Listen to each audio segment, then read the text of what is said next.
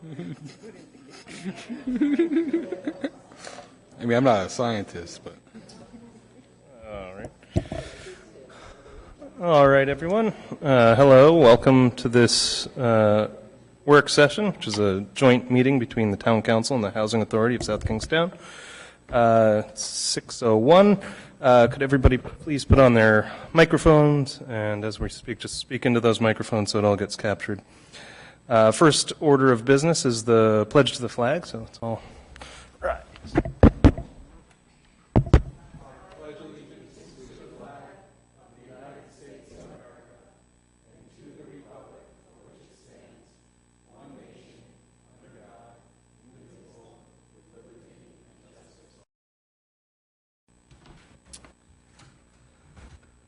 Thank you. And so I see that there are 5 items on the agenda for this short work session that we have. The first is the overview of the Town Council goals and objectives relative to housing. Actually, we're going to sort of try to jump from sort of the goals and objectives that the council has had in the past. And the council is aware of their goals and objectives, and they're a matter of public record. I think that we're far enough along in the conversation about affordable housing in South Kingstown that we can jump to a description of the current state of housing in South Kingstown, and from there sort of get a sense of where the Public Housing Authority is in relation to our overall status and sort of the priorities and the goals that the council has set. So affordable housing, facts and indicators is a place we're going to start tonight. One thing to note is that affordable housing is a problem nationwide. It's certainly a problem here in Rhode Island. It's a matter that the state of Rhode Island, the Rhode Island Housing, have been focused on now for more than a decade, probably more than 2 decades. We have a dramatic shortage of housing in Rhode Island. We have a dramatic shortage of housing in South Kingstown. And as the New York Times noted last month, there is a dramatic shortage of housing across the country. Everyone who looks at the housing problem in the United States, certainly the main focus here in Rhode Island and the main focus here in South Kingstown has been on production. There's a general consensus that there is a shortage of affordable housing and that the solution to that problem is to build more affordable housing.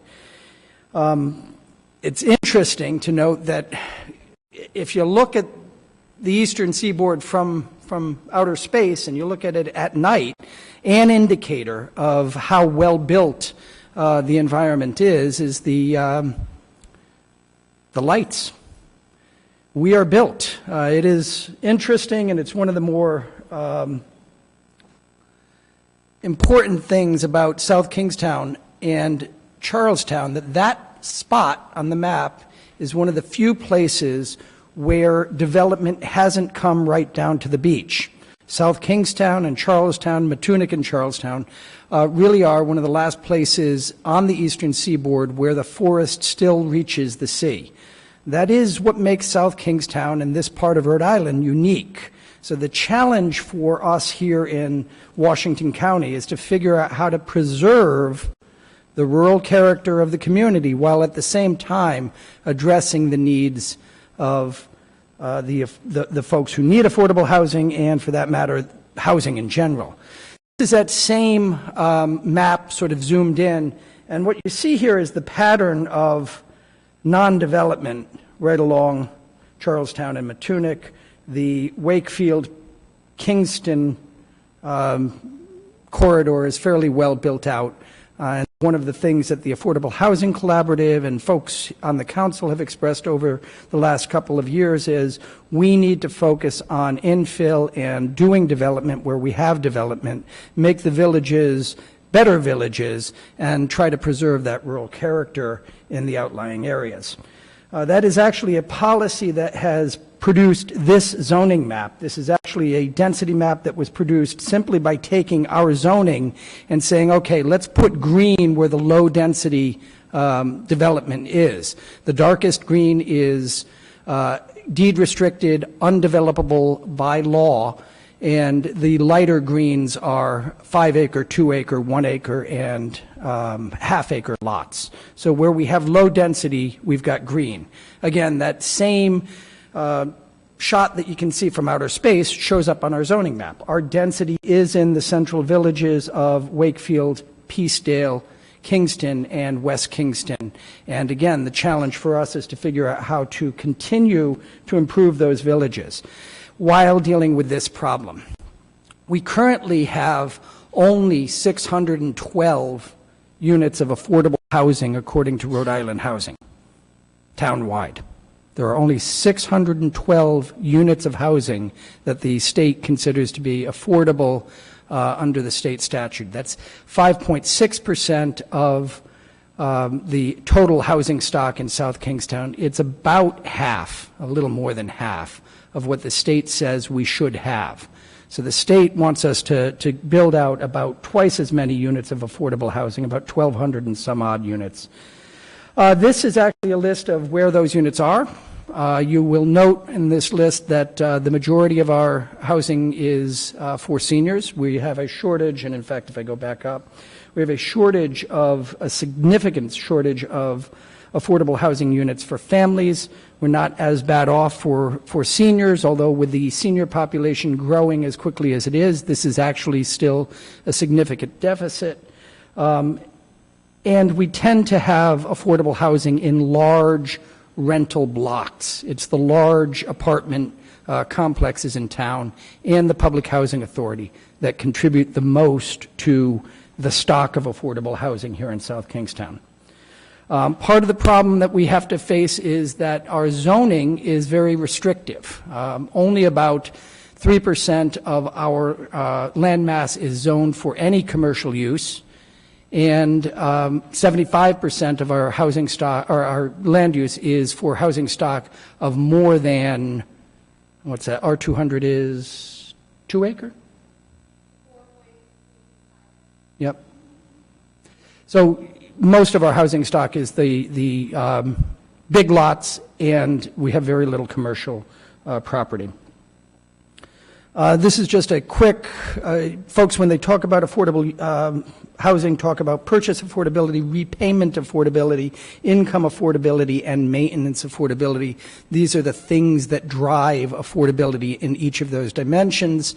I'm not going to spend a lot of time on this, but it is something for us to focus on as we go forward, because these are the places where we can intervene in the systems with public policies that are going to have an impact. We've seen a number of organizations, for example, dealing with the maintenance affordability, coming into the council in recent years and saying, look, our mission as a nonprofit organization is to help seniors stay in their homes by fixing the holes in the roof so that they can stay in the homes. We want to put wheelchair ramps on homes so that people aren't forced out of their homes. Despite the fact that that's a $3,000 or $4,000 investment, we're going to help them because that $3,000 or $4,000 keeps them in that unit.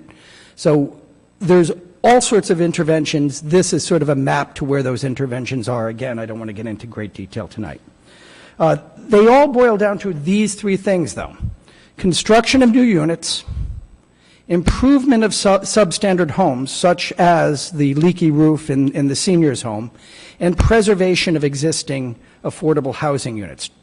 About 20% of the units in South Kingstown today, the homes in South Kingstown today, are valued at less than $225,000.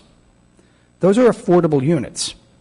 We're not getting credit for that from the state because of the way the state law operates. Those folks didn't buy them as affordable units. They never qualified through a state program. And most importantly, there is no deed restriction making them affordable housing units. So despite the fact that a fifth of our housing stock is affordable, we don't get credit for it. So we have a lot of work to do, in my view, in sort of bringing reality into sync with the policy of the state. It's important to note that new construction is clearly a big part of the solution for us, but it's not going to solve the entire problem. If we build in the wrong places, we destroy that rural character that we were talking about before, And what's more, the programs for construction don't quite work out. This is a table that shows what it would take using the state's comprehensive permit program. Now, the comprehensive permit program has been a subject of a lot of discussion here in town over the last 6 or 8 months. Under this program, developers who come in and say, we are going to build new homes, and 25% of the homes we build are going to be deed restricted for affordable or low-income persons. If you followed that 25% pattern, because every time you build 3, you're going to have a deficit, in order to deal with a 650-unit deficit, which is about what we have right now, we'd have to build 10,000 units of housing. 10,000 units. Now, to put that in perspective, if we were to build on every single lot in town right now, using the current zoning, we can only fit 4,000 more units. So the state construction theory is that we should be able to build more than twice as many units as our current zoning would allow. That formula doesn't work if you're trying to preserve the rural character of a community, unless we can figure out how to pack 10,000 units into the central villages. But then I'm not sure that you'd preserve the character of the villages. We have an interesting problem here. This is not an easy problem for us to be wrestling with. I mentioned briefly before a number of nonprofit organizations. I just wanted to make sure that there was a note in the slide for us to come back to that concept. And with that, I'm going to turn this over to the Housing Authority. They're going to walk us through their statistics and their numbers. The thing to know about the Housing Authority is that they are really a very, very significant part of our affordable housing stock currently, and a very important part of making sure that people who need assistance in paying rent or in theory, folks who want to get a down payment on a home, the Housing Authority is the tool that we have available here in South Kingstown to achieve many of those objectives. So with that, I'll turn it over to the Housing Authority. Actually, if you want to stay there, I don't mind flipping slides either. Okay, good. Maureen, if you could do us a favor and just have everyone just quickly introduce themselves, because I don't think everyone on the council knows everyone on the Housing Authority. Somebody's talking to me, but I don't see them. Oh, it's me. Sorry. Okay. I couldn't see who was talking. I'm Maureen Egan. I'm a member of the, whatever I am, the board. I've been on for a number of years now. This is Patricia Breslin. I'm the chairperson of the Board of Commissioners. Susan Jacobson, Commissioner. James Thompson, Commissioner. And Bob Schofield. Bob's a commissioner also. We also have Mary Aslin, the Executive Director of the Housing Authority, here tonight. And who's the person in the back row? I'm sorry, to the left. Okay. Thank you. What I put together, and I think that Rob sent it out to you, was just some basic information about who the Housing Authority is and what we do, because I know through the years there's been a lot of talk and concern about exactly what are our policies and, you know, how are we spending money and so on.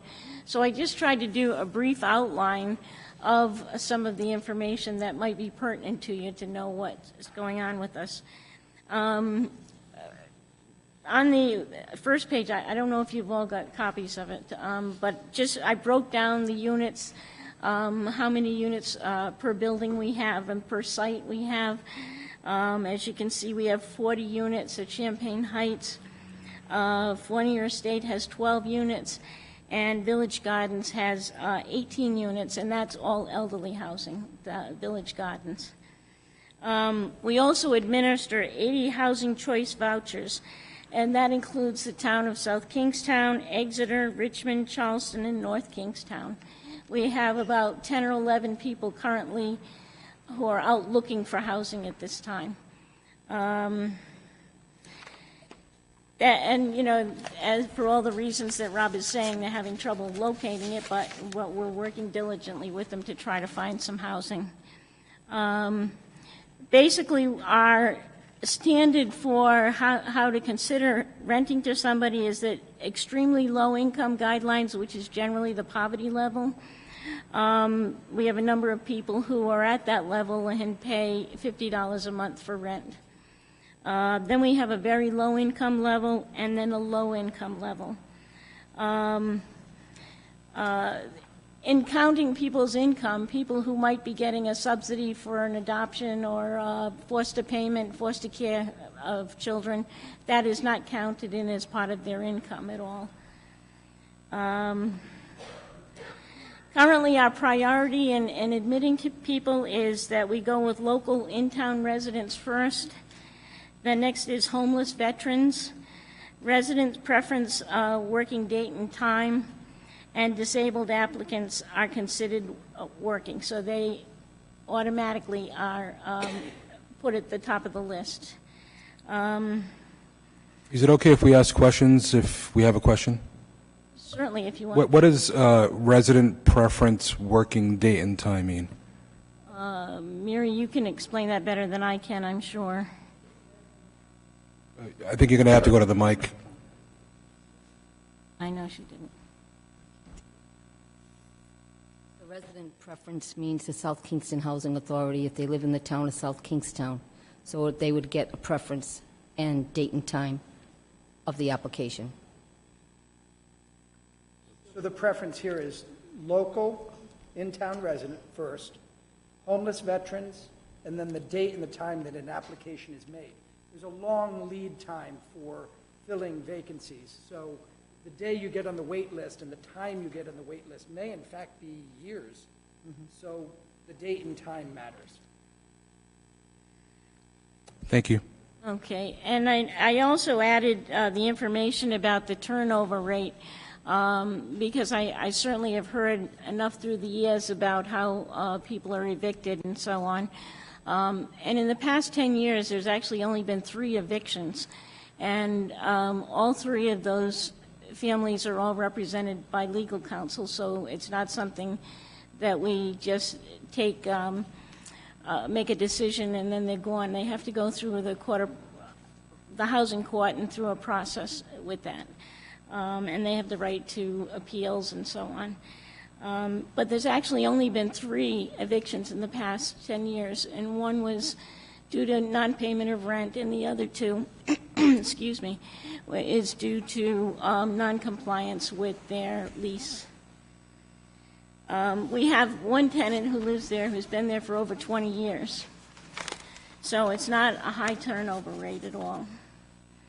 Our staffing is 2 full-time people is Mary, the director, and an assistant director, Katie, who works in the office and does a lot of the inspections and the paperwork and so on. And we have an elderly case manager who works 16 hours a week, and 2 full-time maintenance people. So they work pretty hard to keep the properties up. They also do yearly inspections of the Housing Choice Voucher programs. Whoever's got an apartment, they go out and inspect them and make recommendations for improvements and things that need to be fixed and kept up to code. They also do that on our grounds and also with some of the other apartments. Like we have some of the Housing Choice Voucher people live at Beechwood, so we also do inspections there and those type of Yagoo Valley, those other facilities too. Our funding source is HUD, and every year we're not sure how much money we're going to get. Actually, quarterly we're not sure how much money we're going to get. So we have to be very cautious of our budget and our spending. But in the last few years, we've done some significant improvements to the grounds. I tried to add some pictures to show you how changes have happened, at least in the last 10 years. Unfortunately, I didn't have color pictures. I only had black and white, so it doesn't show the pictures and the development as well as it could. But right now, our priority is we're putting new siding on all of the buildings, but we've had new roofs put on, new bathrooms, new kitchens, the chimneys, windows. We've done parking lots, walkways, improved some of the handicap accessible ramps, and also we've made a number of the apartments completely handicap accessible. We do collect rents. Last year, we collected $36,000 in rents. Maureen, that was an annual amount? The 36,000? 367. Okay. I put down some of our larger expenses. This is in the past couple of years, is wastewater, as you can see, is almost $30,000. The pilot is $20,000 a year. Our property insurance skyrocketed because of a couple of fires on the grounds, and we had to develop a whole new policy about candles, open flames, grills near the buildings, smoking. That's been an ongoing policy. No smoking. It's a non-smoking facility. But we had to reinforce that. Our utilities last year was $214,000. But we do subsidize people's electric bills, and I listed those depending on how many bedroom the apartments have. We help subsidize their electric bills. And the other big expense we had this year is we had to buy a new truck. I mentioned the apartment fires, and we had also had a lightning strike to Champaign Heights and a burst pipe in Champaign Heights that caused quite a bit of damage. Then I went on to list some of the improvements we made, which I mentioned, so I don't want to go through those all again, but they're all listed here. New lighting, cameras, signs on the buildings that glowed at night, so like the fire and the police could see the apartment numbers. New railings and steps. New windows, and in looking towards the future, some things that we've talked about, and I'm not sure how we can go about it, but one of the biggest issues that we need to look at is increasing the amperage to the property. The buildings were built in the 70s, late 60s, and early 70s, and the amount of electrical power coming into the buildings doesn't meet today's needs with computers and big screen TVs and everything else. So we really need to look at that as a serious contender of future spending. We also, a couple of things have come up through the years, so we've been talking about maybe getting DigSafe or somebody coming in and who can really outline where the cable lines are, the electrical wires, and all the piping to the property, because we're not really sure where a lot of those old plants have disappeared through the years. So we feel that really should be updated, and so we can know before we do anything further what we're dealing with on the property. So I'd be glad to answer any questions if I can. I just have a question regarding capital funds. We saw on one of the slides that the HUD is providing the authority with capital funds and operating funds. Right. Are the capital funds something you request, or is it, how is that determined, what amount the authority receives in capital improvement funds? Mary, I think you could answer that better than I can. I have to apply for the capital funds on a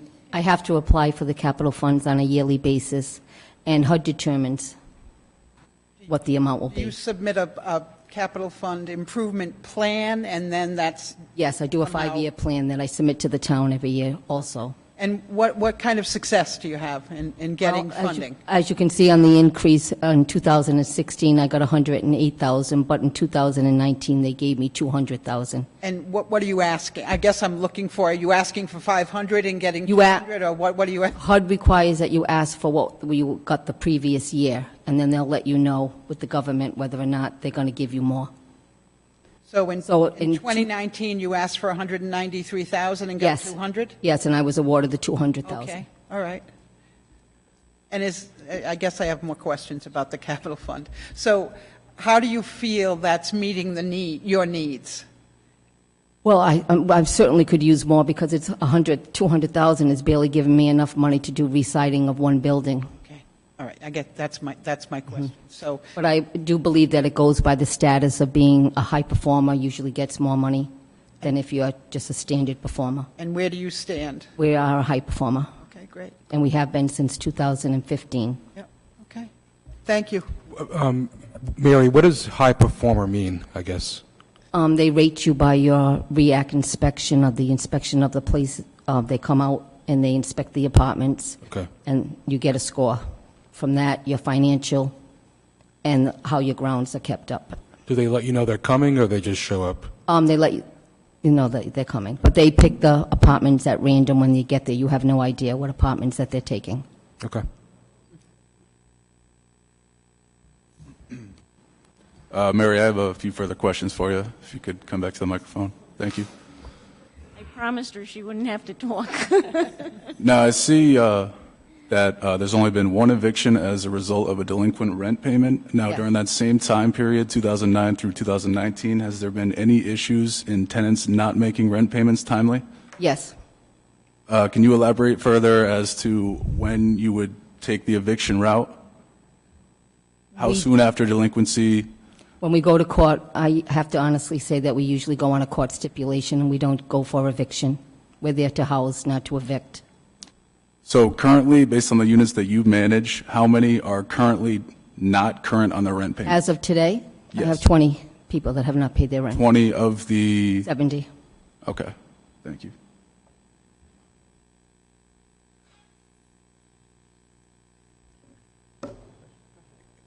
Rory, I think as of today, that means that as for August, or is it going back further? It's usually on a regular basis, Okay. So they're generally late. And it's probably the same people. over and over. So with the properties you're managing, what do you see as the biggest challenges for the, the immediate challenges? I'm looking for the board's answer. What immediate challenges do you see as the most daunting? Is it maintenance? Is it technology? Is it, I would say the infrastructure.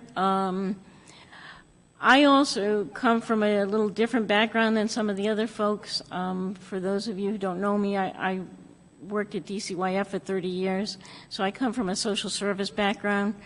And to me, it's very worrisome, the substance abuse issues. Also, education, getting kids to school, and keeping them current, trying to keep them ahead of their studies so that they're performing well in school and want to go to school.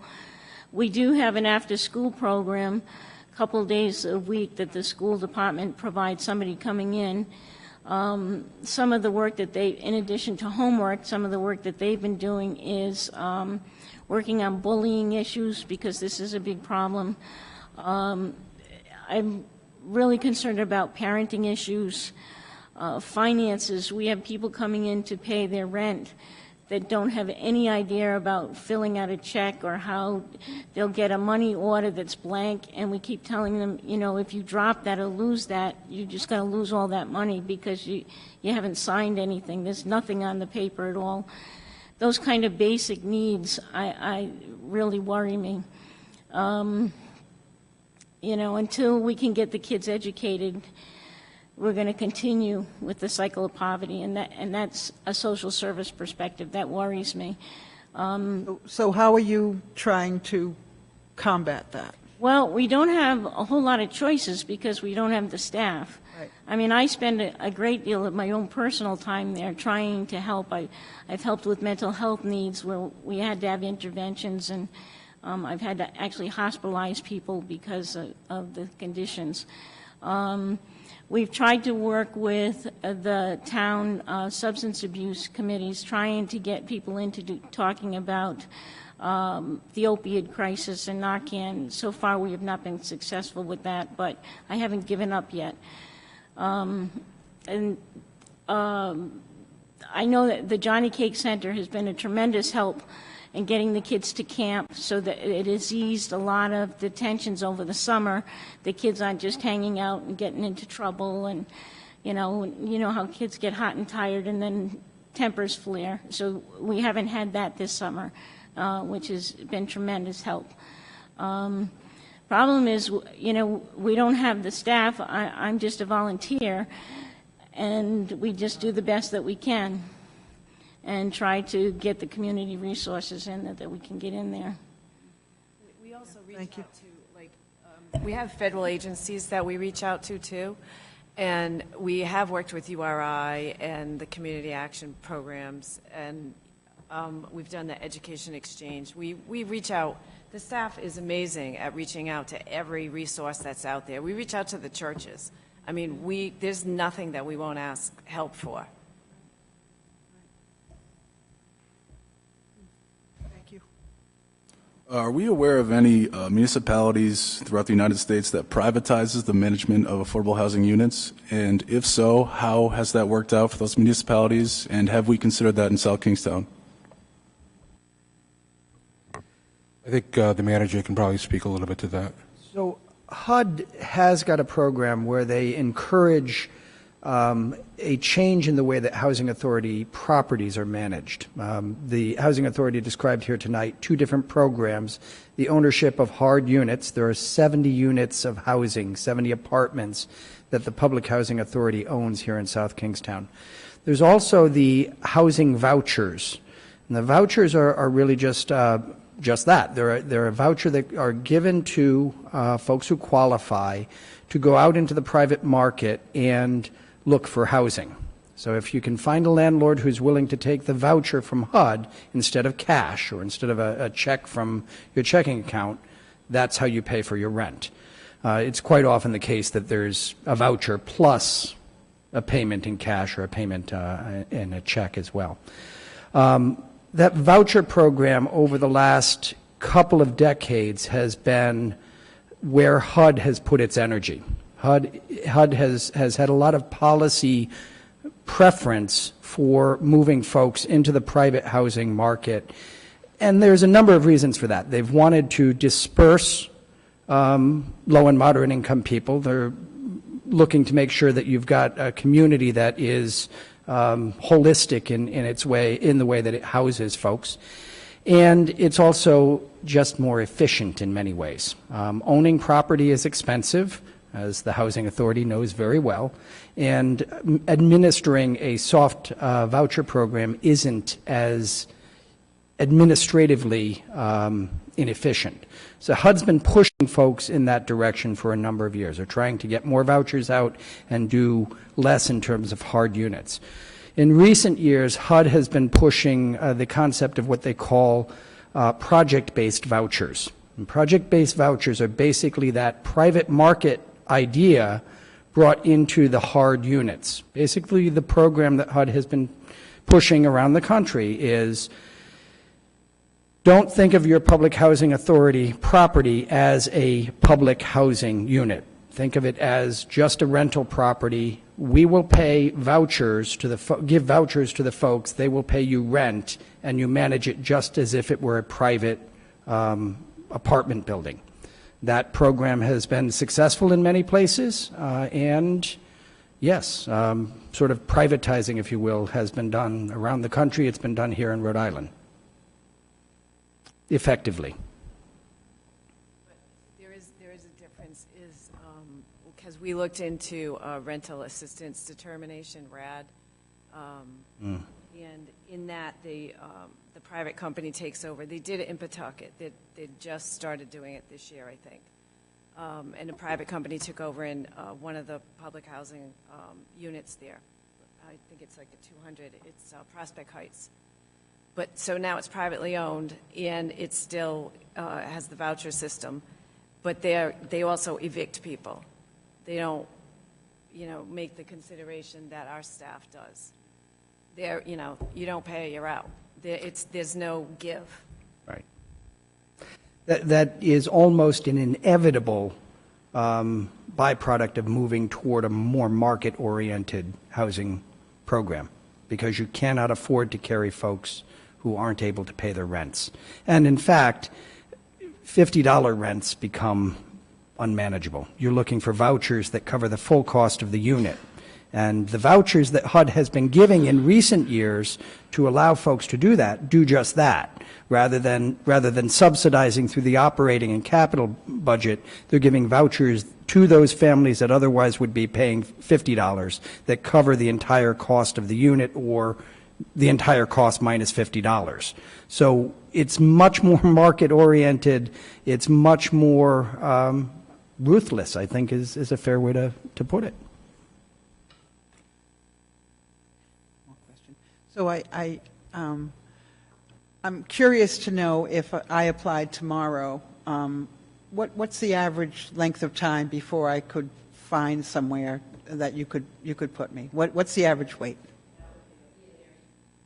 2 years, 10 years? Depends on how my status, whether I'm elderly, whether I'm, yeah. Yeah.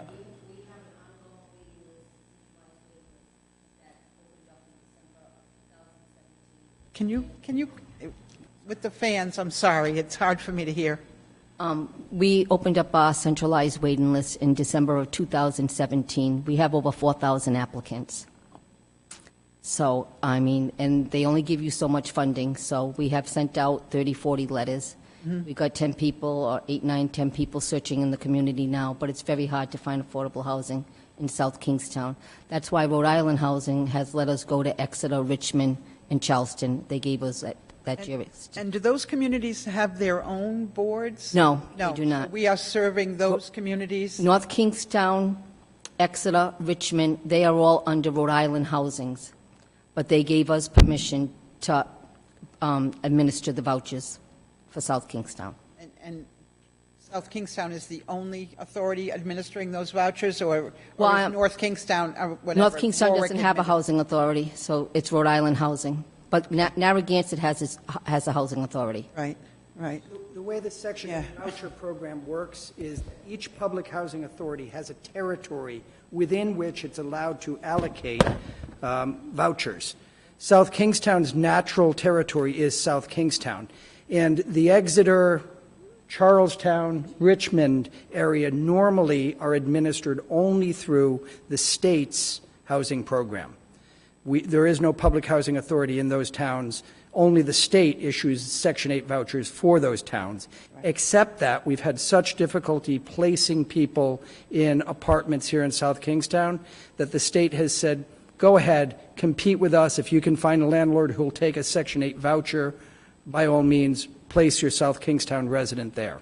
So a South Kingstown voucher is valid, is really what this comes down to, and if I'm understanding this That's correctly. correct.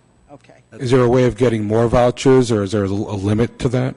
So the answer to that is complicated. I'll defer to the Public Housing Authority to some extent on it, but the short answer is yes. We are currently utilizing our voucher allotment at about 80%. Now, part of that's because you don't want to be caught short with vouchers. You don't want to be overcommitting vouchers. But we probably have more vouchers available than are currently being allotted. Part of it's because you don't want to overcommit. Part of it's because we can't find landlords who are willing to take them. There's a number of reasons why it's not easy, but we have more vouchers available to us in South Kingstown than are currently out on the street.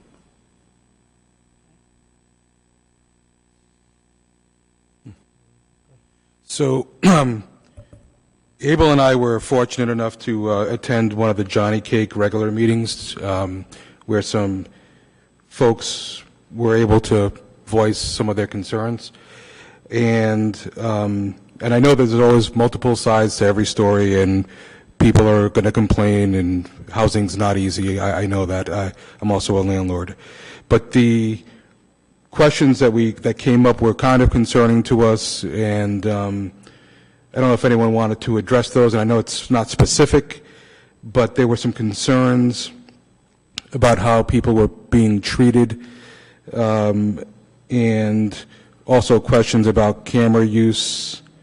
Other question was why fences were removed.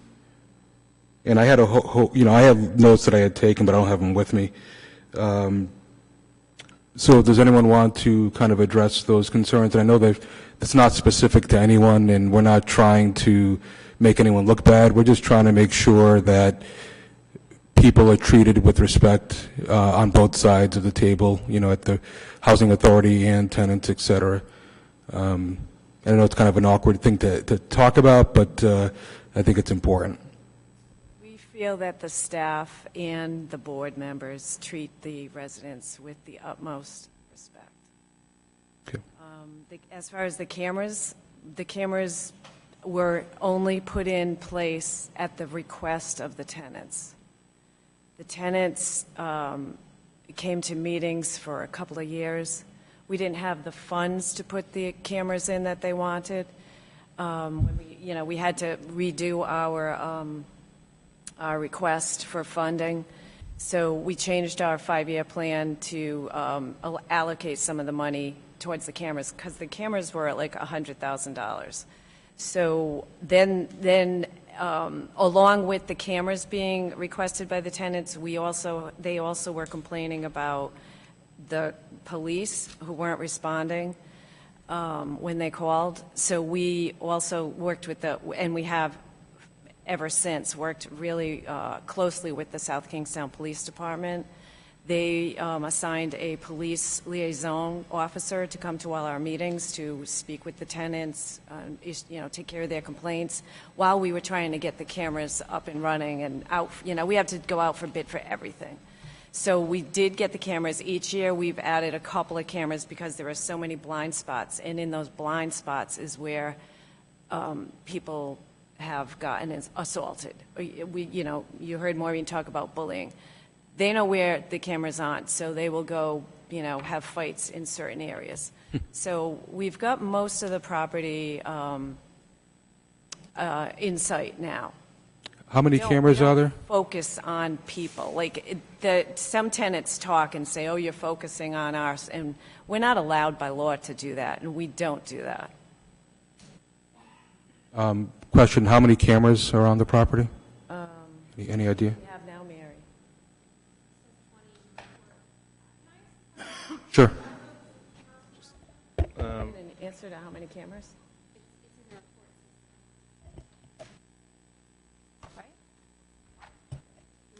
I think it's in Maureen's report, the number of cameras. Oh, I'm sorry. Okay, Mary, you want to answer that then? We have about 64 for the 3 sites. 64 at one site or all No, sites? for all 3. Okay. And I have to say that the police department utilizes those cameras sometimes on a weekly basis. I'm assuming they don't monitor them 24/7, but they probably go back to look at them afterwards? Yes. Okay. If a crime or something has happened, they ask us to view the cameras so they can use it.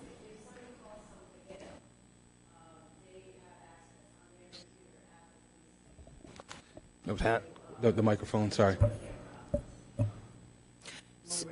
So that was my question, actually, because the cameras are they are available live in the police department. And I guess I was just wondering, and maybe this is a question for the council, maybe for the town manager, if there are other neighborhoods in the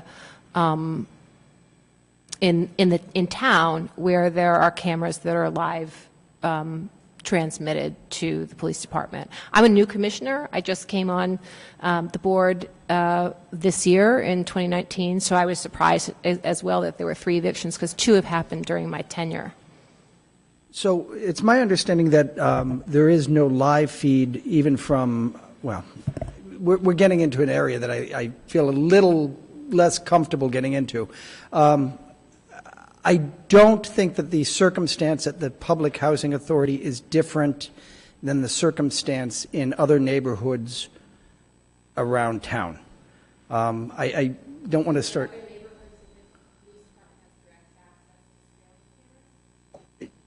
So it's your understanding that the police department is watching a feed? No, they have the availability to look at it from the police department. So there are other locations in town where the police could access a Camry. That's true. There are other places in town where the police could access.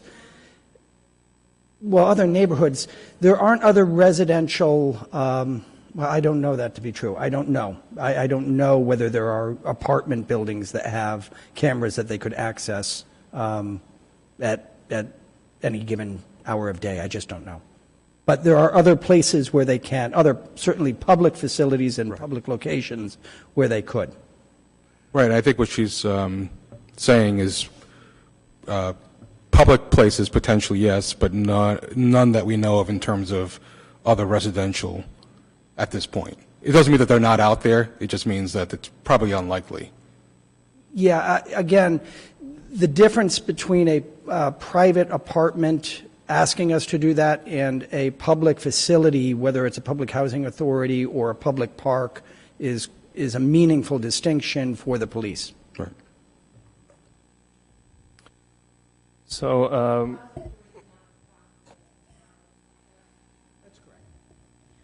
And I feel it's important. I mean, I've been on the board since those cameras have come in, and I think it's important to stress the fact that initially it was the residents who asked for the cameras, and it's for their health and safety, because there was quite a bit of drug dealing going on and quite a bit of crime going on, and they were very concerned about it.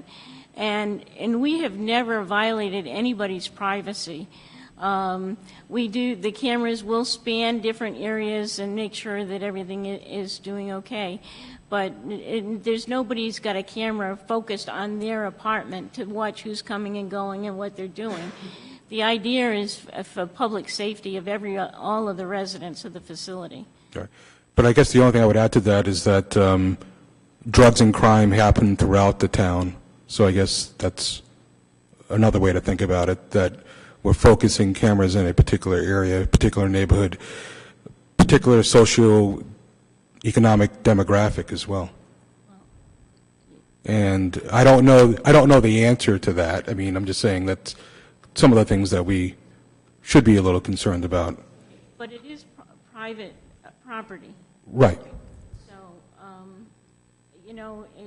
if the tenants asked us to put it in and we responded to their request and their need, and we're fully conscious of their right to privacy, it's only there for their protection. It's not there for any other reason.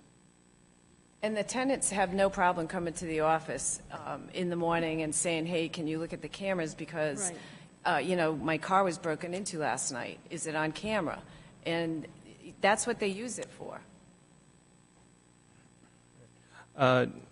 we're running out of time here, but Brian did bring up the issue of fences being taken down at some point. I don't know if, beyond that, a consistent concern that we've heard raised is the lack of laundry facilities. We got the grant to construct. I know that there's been some issues with the architect and whatnot, but if we could just get an update on that laundry facility. And another thing, obviously the utilities are a major cost for you guys. The town partners with National Grid on a lot of energy initiatives, saving us money. Has that been something that you've looked at talking to National Grid about? And we've put more insulation in the roofs to save energy. And we do, as I put in my notes, that we do assist with the National Grid bills.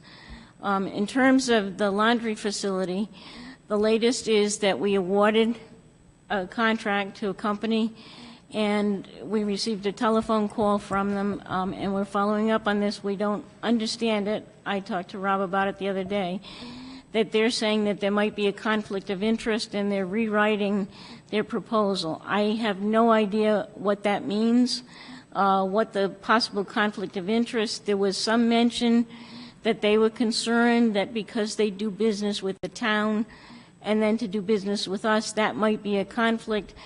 But as far as I know, that has gone no further than that. We're waiting for an update from them. But we're ready to go as soon as they can get a shovel out there.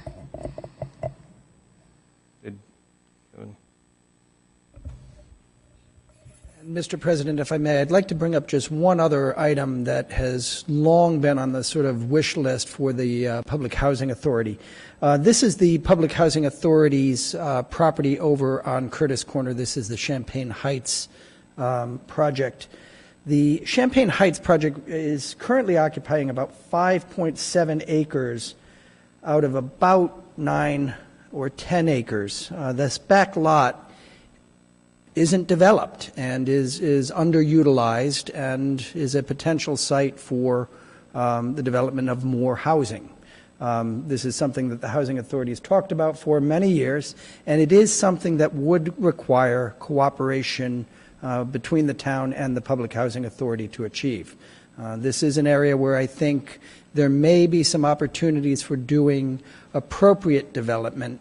The question, of course, becomes how do you engage the community in the conversation to determine what appropriate development there is. There are a number of ways that this site could be developed. It doesn't all have to be developed as an addition to the existing site. In fact, the existing site, as I described earlier, doesn't necessarily have to have the ownership model that it has had historically. There's really a lot of creative and innovative approaches that HUD has been pursuing for the last 25 years now. And if the community were to go to HUD with a good idea, I think that the response you'd likely get from the federal agency, it would be very positive. We just need to have a community that says we recognize the opportunity here to address our affordable housing needs.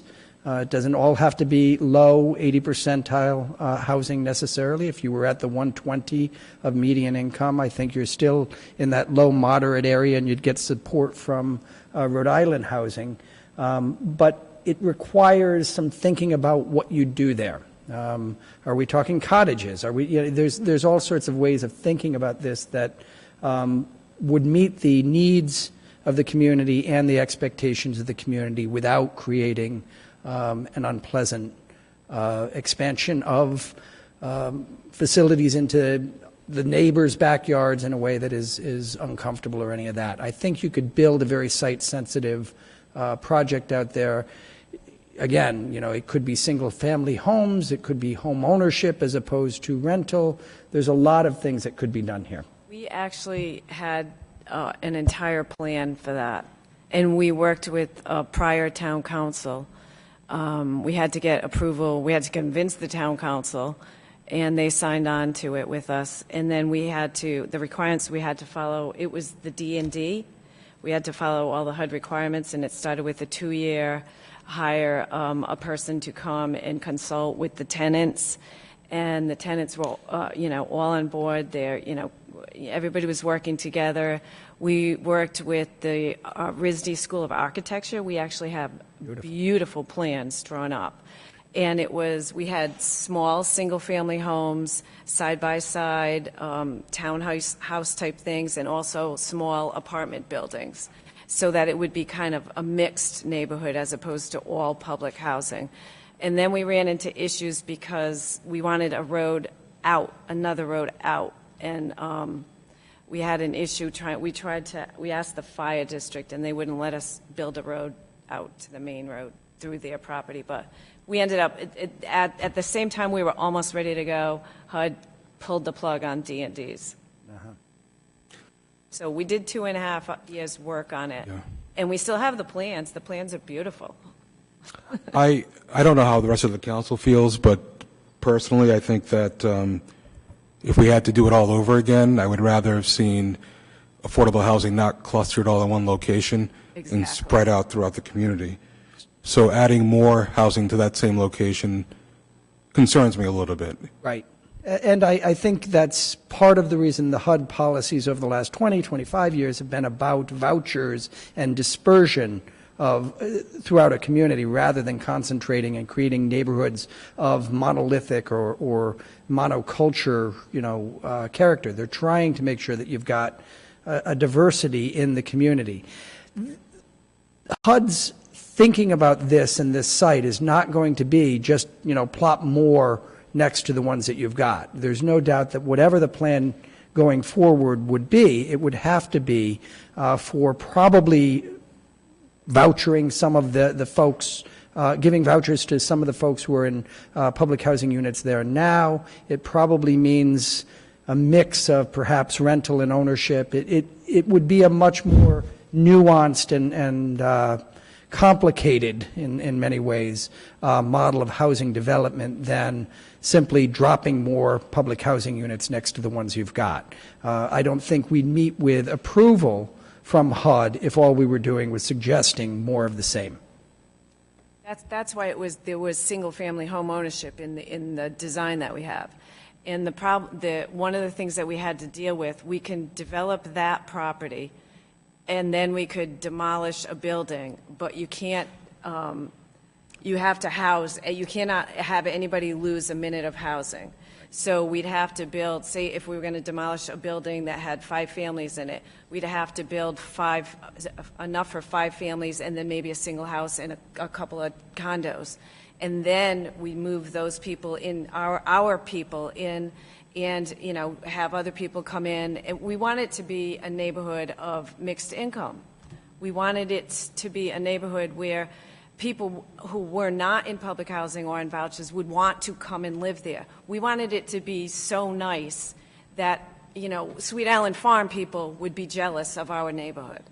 And the thing was that we could not just, you have to develop that first part first, but then you get to redevelop the rest. And you can make the whole thing mixed income, as long as you house the 40 families that are there.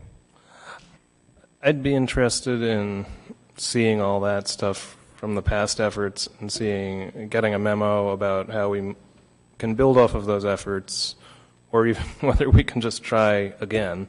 Right. Because it's an opportunity for us as a town.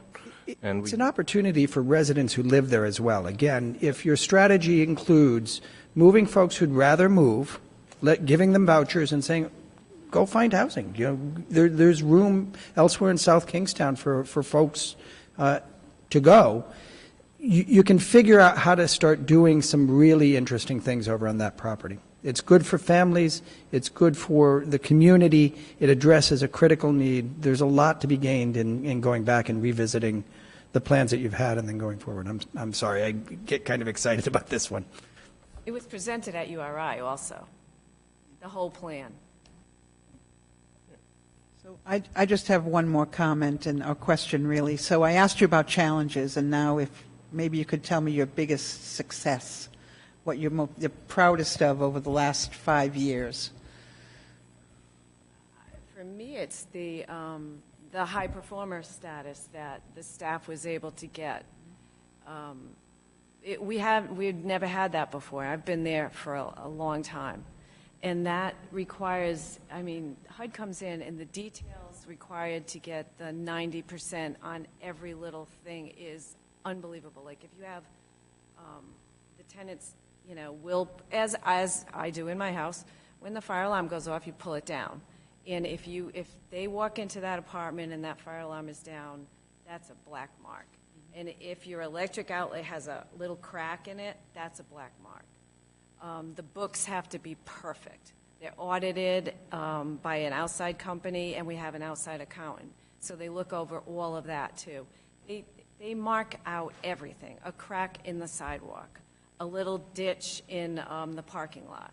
And that we have gotten 90% on the housing authority for the last 3 years is pretty amazing. And especially with a 4-person staff. I would also say, now that we're having the buildings redone, the siding, we had previously painted them, but the shingles wouldn't hold the paint, and they just looked awful after a very short period of time. So we're having the buildings redone, sidings on them, and they are looking gorgeous. It is just really high-end housing in there. I also think that it's a testament to the staff in that in the last 10 years, we've only had 3 people evicted, 3 families evicted. I think that is shows efforts and work above and beyond what other authorities have done. I can't begin to tell you how many cases have gone before the courts, and we have held back evicting people, trying to help them, getting resources and referring them to folks who could help them out, the churches and so on, Johnny Cake Center and others. And that's a testament to the staff. The staff is extremely dedicated, even though it's very small, and at times they're very frustrated, which I don't blame them. But I don't think they get enough credit for all the hard work that they do. Any final questions from council members? I just have one final comment, sorry. The South Kingston, you mentioned something about this South Kingstown Partnership for Prevention with Substance Abuse. Yes. I think that's something that the council can definitely help with in terms of, is there something that we can do to help make that happen? Because that's super important. And then the only other thing I wanted to just kind of point out is, and I know we heard about crime, we heard about substance abuse, et cetera. I don't know if we're talking about it specific to a specific developments, right? But I don't think it's probably any different than anywhere else in town. I think substance abuse affects all people from our town, which hopefully we're working on trying to combat that. And crime, happens everywhere in our town. So I just think we want to keep that in mind as well. It's a little off the topic, but it's some recent training I went to on the opioid crisis, is that children, high school students, self-report their use of drugs. San Francisco is the #1 city in the country for substance abuse by teenagers. #2 is Barrington. #3 is East Greenwich. And #4 is the combination of South Kingston, Charleston, and Narragansett. Right. And so I know it's not just on the grounds. Right. It's all over. I volunteer with the DMAT team and do the training on Narcan and so on. So I'm very conscious of this. Right, and I think now that the SKPP is now moving on to its own as its own entity, I think we can help with maybe funding or grants or helping them apply for stuff, and making sure that all communities in town are being helped with that organization. That's great. Great. Well, thank you all for coming in and enlightening us.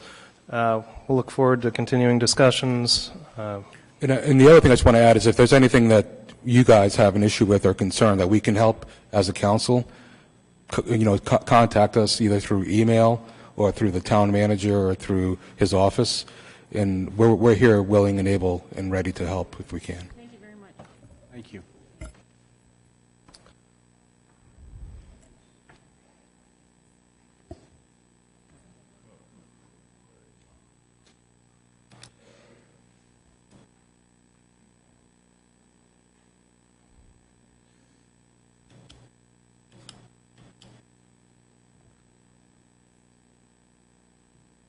Thank you.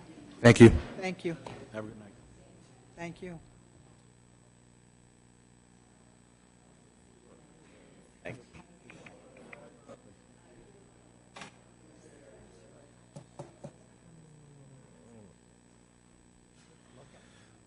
All right.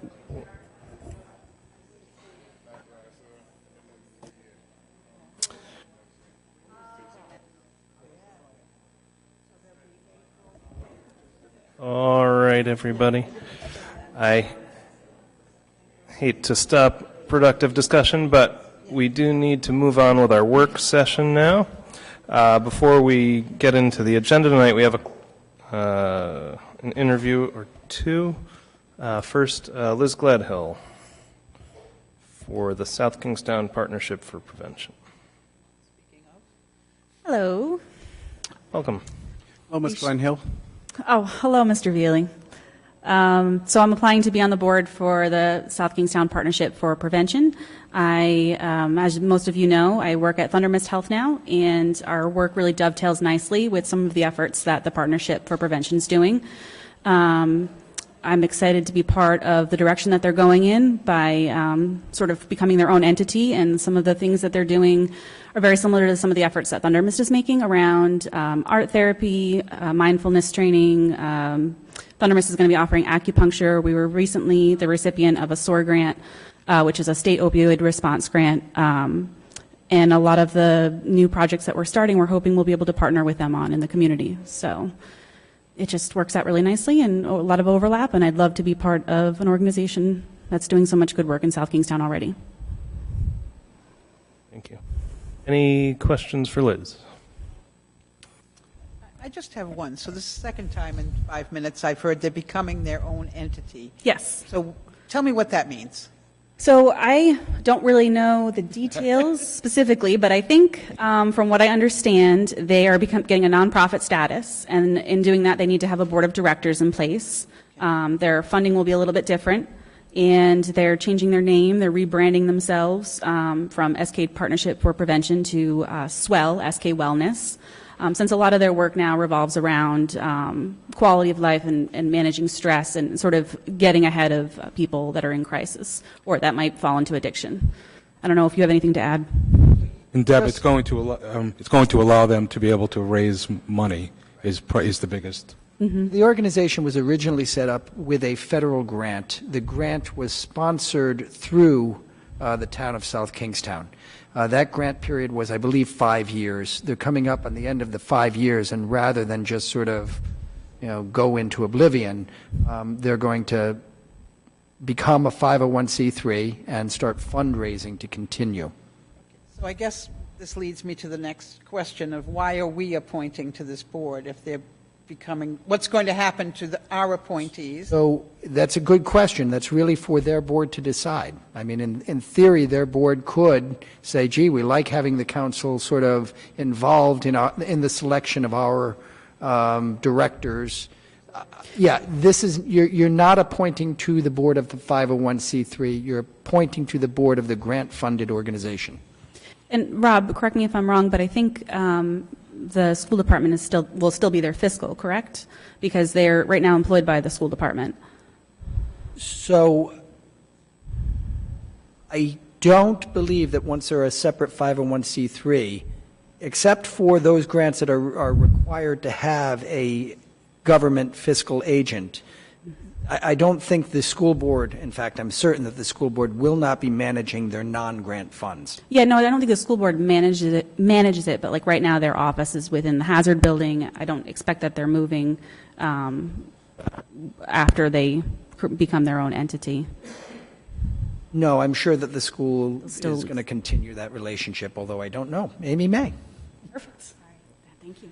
So I don't know the future status, but the current status is that the town acts as the fiduciary. For the last 10 years, they've received the grant. It is coming to an end.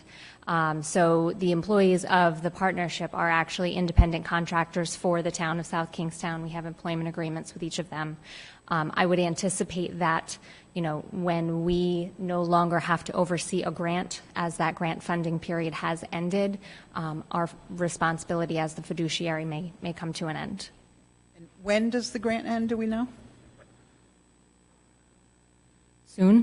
That was my answer. I'm just, my concern is we're appointing to a private board. Well, I mean, right now it's not, but Right. what's going to happen to Liz in 3 months when the grant ends? No, I as was soon told- as a year or two. Okay. It's not. Yeah. And I think they're hoping to fill their board up that they have now and then transition that to a board of directors. So, yeah. Good. We've asked much more of an applicant than we normally do. Any other questions for Liz? No. All right, thank you very much. We'll let you know. Thanks, Liz. That does actually raise the issue. There's 2 ex officio members of the town council that are supposed to be serving on this board, so we can talk about that maybe at some point. I don't see Susan.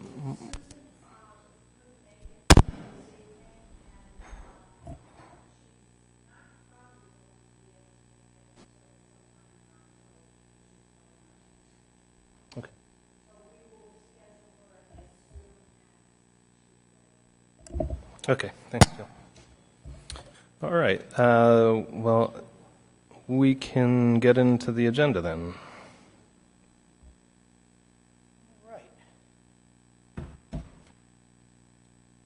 The big item is really the postponement of the public hearing. Postponement of the public hearing on the zone change request over at Kenyon Woods. The applicant had not advertised to it, and therefore the adjacent property owners did not have notice. So we've told the applicant they've got to go out and advertise, and when that advertisement, actually, We advertised the petition. The applicant did not send notice to the abutters within the 200 feet. So I think Michael has something to say. Right, on so that. we have a letter from their attorney, John Kenyon, asking that this evening you simply continue the hearing. You won't open it, just a motion to continue the hearing, and you can say the reason is because the abutters need notice. But I would either do that right away up front or announce to the public so anyone who's waiting for that knows that it's not going to happen. And do we have to re-advertise now? No, if you continue it, you will not have to re-advertise. Great.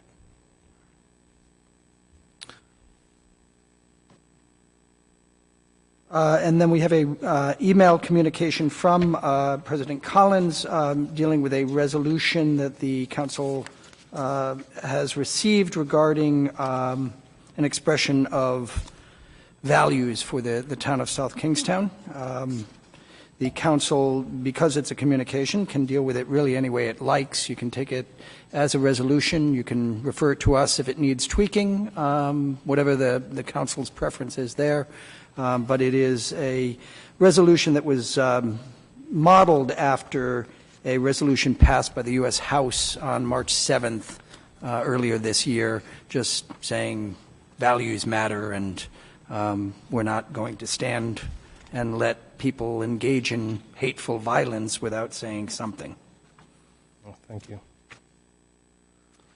Beyond that, I will report to the council that the Sustainability Committee has been working on a request to the council, and I'll outline this request during the manager's report, and you may hear from the chair of the Sustainability Committee. They've been looking at requesting that the council update the charge for the committee. They have some specific thoughts on a charge.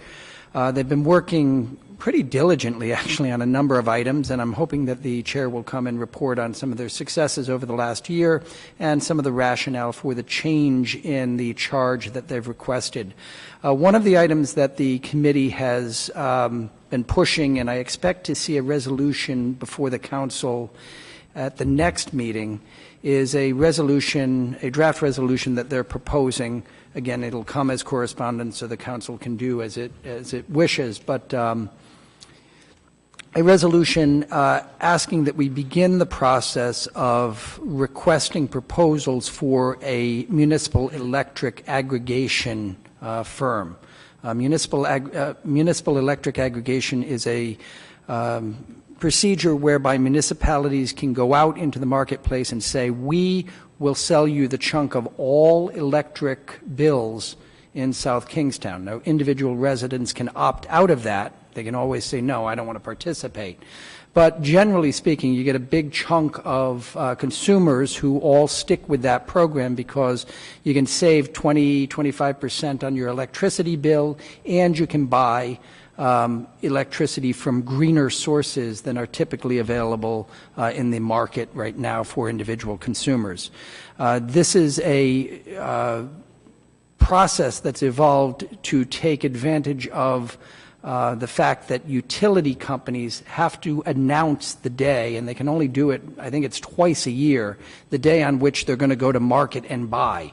And since everybody who's selling knows that the utility companies are buying on a particular day, the prices are always adjusted to that buy day. Municipalities can, on the other hand, purchase on any day during the year, and since you can purchase at any day, you can take advantage of market conditions on any particular day. So companies have grown up to go out and go to municipalities and say, hey, we'll do the work.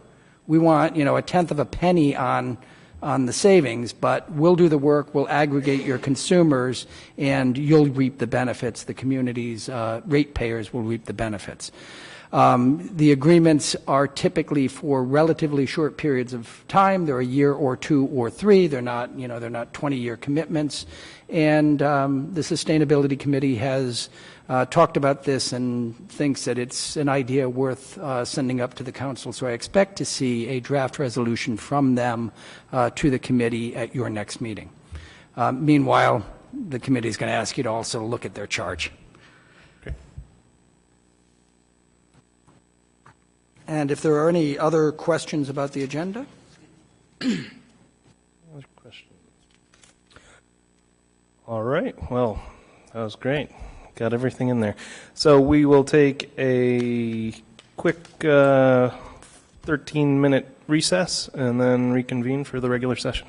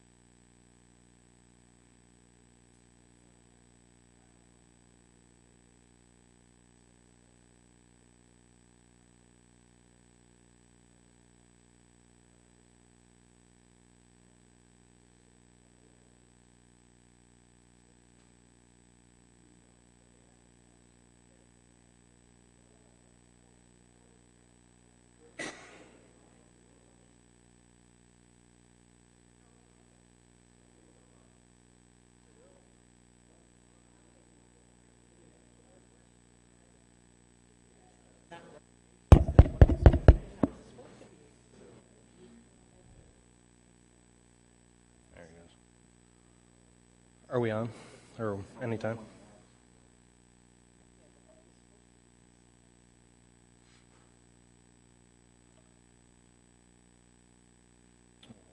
Everybody ready?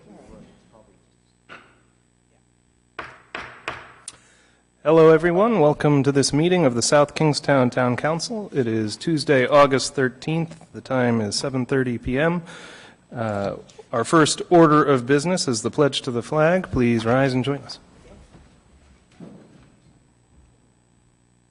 I pledge allegiance to the flag of the United States of America and to the republic for which it stands, one nation, under God, indivisible, with liberty and justice for all.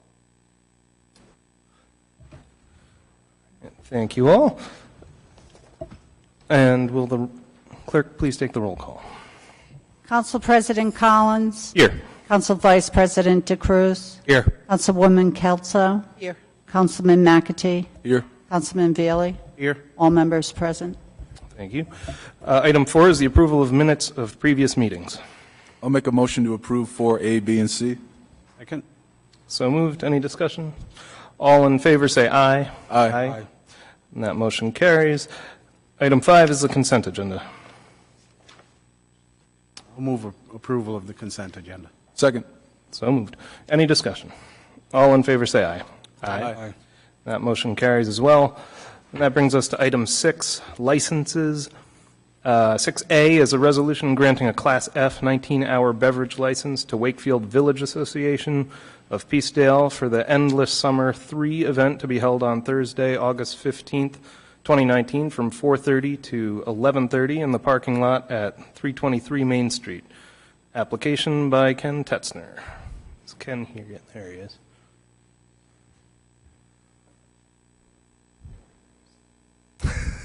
Be gentle with that microphone. Ken Tetzner, President of the Wakefield Village Association. Welcome back. Thanks. So tell us again about this great event. Okay, so we have an outstanding lineup this year. We really beefed up the entertainment. We always like to throw a great event. So I'm just going to read off some of the things we have coming this year as far as entertainment. We have the Rhode Island Bucket Drummers. We brought back the Disney Princesses for Joe. We have Dennis Malucci and the Drum Circle. Rabbi Jack and the Piano Man. I do not believe he's really a rabbi. Anna Karma is a great local band. We always try to keep it local as well, so we like to get the everybody involved. We have Ichiban Karate. They're going to be doing a demonstration of Kung Fu fighting. Eden and the Tan Lines. We have Fire Dancers. Those are like the people that spin fire? I believe that's what it is, yep. I don't think they're actually on fire, but Noontime Aerial Acrobats. They're unbelievable.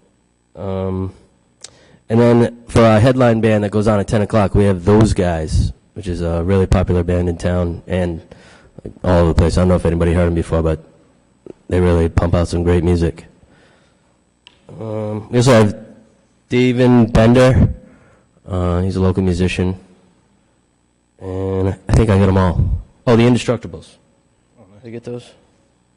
Yeah. What kind of food are you going to have? We're actually doing a pig roast. So we got 2 big pigs. We're going to smoke a pig all day. I get there first thing in the morning. Another local guy that helps out has the setup. So that takes a long time. So we get there at like 6 in the morning and get that going. Then we have some vegetarian options for locals and a vegan option, and meals for the kids. We do like a meal deal with the kids for the dessert and a drink and stuff. So, Is there an admission fee or a donation requested? so it is free, but we always ask for a $5 donation at the door, and that's kind of the way that we pay for these events. We are a nonprofit, so and you can imagine with all that entertainment and everything else we have going on, props.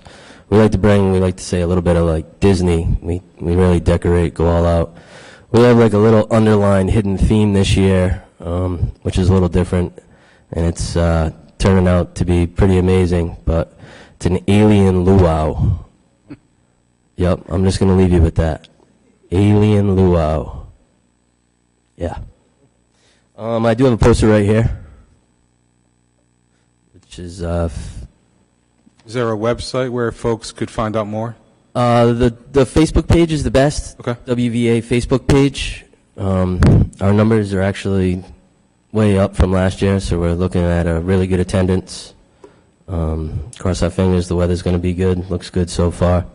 We're still in need for some volunteers. We were cracking down today, so if anybody has time, I know people have helped out at the door and selling beer tickets and stuff, so if you want to hit me up on Facebook or something, if you have time, we'd appreciate it. Or the WVA page, either way. Very good. It's like this weekend. I didn't even realize that. It's Thursday. Yeah. Yeah. I was just looking at the date. We like to be very, ahead of the time and well prepared, so. Well, then let's see how this goes. I'll make a motion to approve. Second. So moved. Any further discussion? All in favor, say aye. Aye. Thank you very much. Hope to see you all there. It's going to be a great time. Thanks. Thank you. 6B is a resolution granting victualling and holiday sales licenses to KCW Bagels, doing business as Providence Bagel at 99 Fortin Road in Kingston, Rhode Island, subject to Rhode Island Department of Health approval. Application by Chris Witecha. I don't know. Sorry. Please come up to the... Okay. It's close. Waiteka. Oh, thank you. Tell us, this, I imagine, might be going right in where Bagels used to be? No? It's actually not. Oh, okay. It's going in the clock tower right over there. So we took over a previous business and bought the equipment inside. So this is our third location. I don't know if you guys are familiar with this or not, but we have a location in Providence. We opened a second location in North Providence this end of last year, and then this is our third location. So kind of worked out perfectly where Bagels had left, and then this opportunity arose for us, and it was something that we just felt like we couldn't pass up. So, tell us more about your absolutely. fair. So so our first location we opened 3 years ago. So we make all of our bagels fresh daily. We do coffee and sandwiches. Pretty easygoing process of things for us. So every location has been a drive-through so far, and this is our first standalone location with nothing, but with the school being right over there, I feel like we'll fit in pretty well. But our hours of operation are 7 days a week, 7 to 3. Our other locations are open earlier and open a little later, but this one we're going to do 7 to 3. So it should be pretty easy for us, a really small location, so it'll be a good test for us to see if smaller location works for us. So. Any other questions? No. I'll make a motion to approve 6B. Second. So moved. Any further discussion? All in favor, say aye. Aye. Thank you, guys. Appreciate it. Look forward to seeing you guys. Thanks.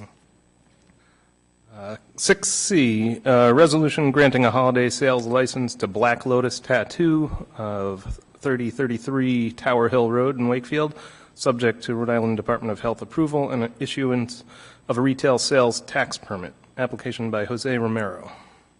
It's Jose here. There he is.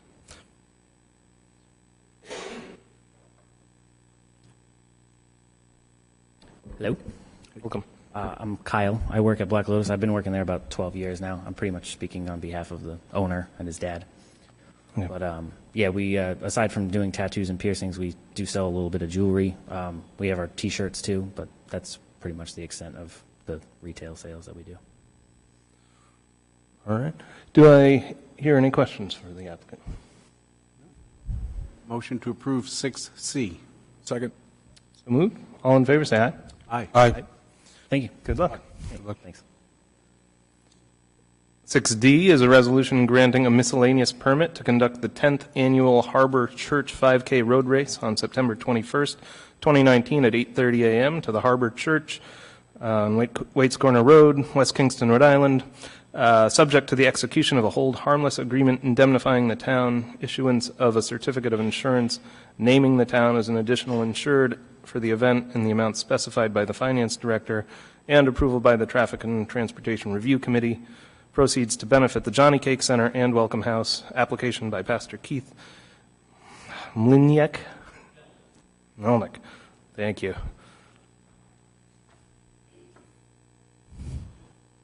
Evening. I'm Stacy Auger representing the Harbor Church. Our 5K, as you said, we use it to benefit the Johnny Cake Center and the Welcome House. Last year we raised $5,000 that was split between the two organizations. This year we'd like to exceed that amount. Our course runs from the church. It starts and ends there. And we take a left down the Fairgrounds Road and head down towards 100 Acre Pond. And then we pretty much run that circuit right through there and then back to the church. Great. And the actual race starts at 10 o'clock. Our website is theharbor5k.com, real easy to get to for registration if anyone's interested. And I do have a poster or pamphlet available with the information. Great. Great cause. Any questions for the applicant? I'll make a motion to approve 6D. So moved. Any further discussion? All in favor say aye. Aye. Good luck. 6E is a resolution granting a miscellaneous permit to conduct a portion of the 5th annual Haley's Run, a memorial motorcycle run in South Kingstown on Sunday, September 22nd, 2019, at 11 a.m. to the Haley Dowdell Memorial Foundation of Coventry, subject to the execution of a hold harmless agreement indemnifying the town, issuance of a certificate of insurance naming the town as an additional insured in the amount specified by the finance director, and approval by the town's Traffic and Transportation Committee, and RIDOT. Proceeds to benefit the Cystic Fibrosis Foundation. Application by William Rush.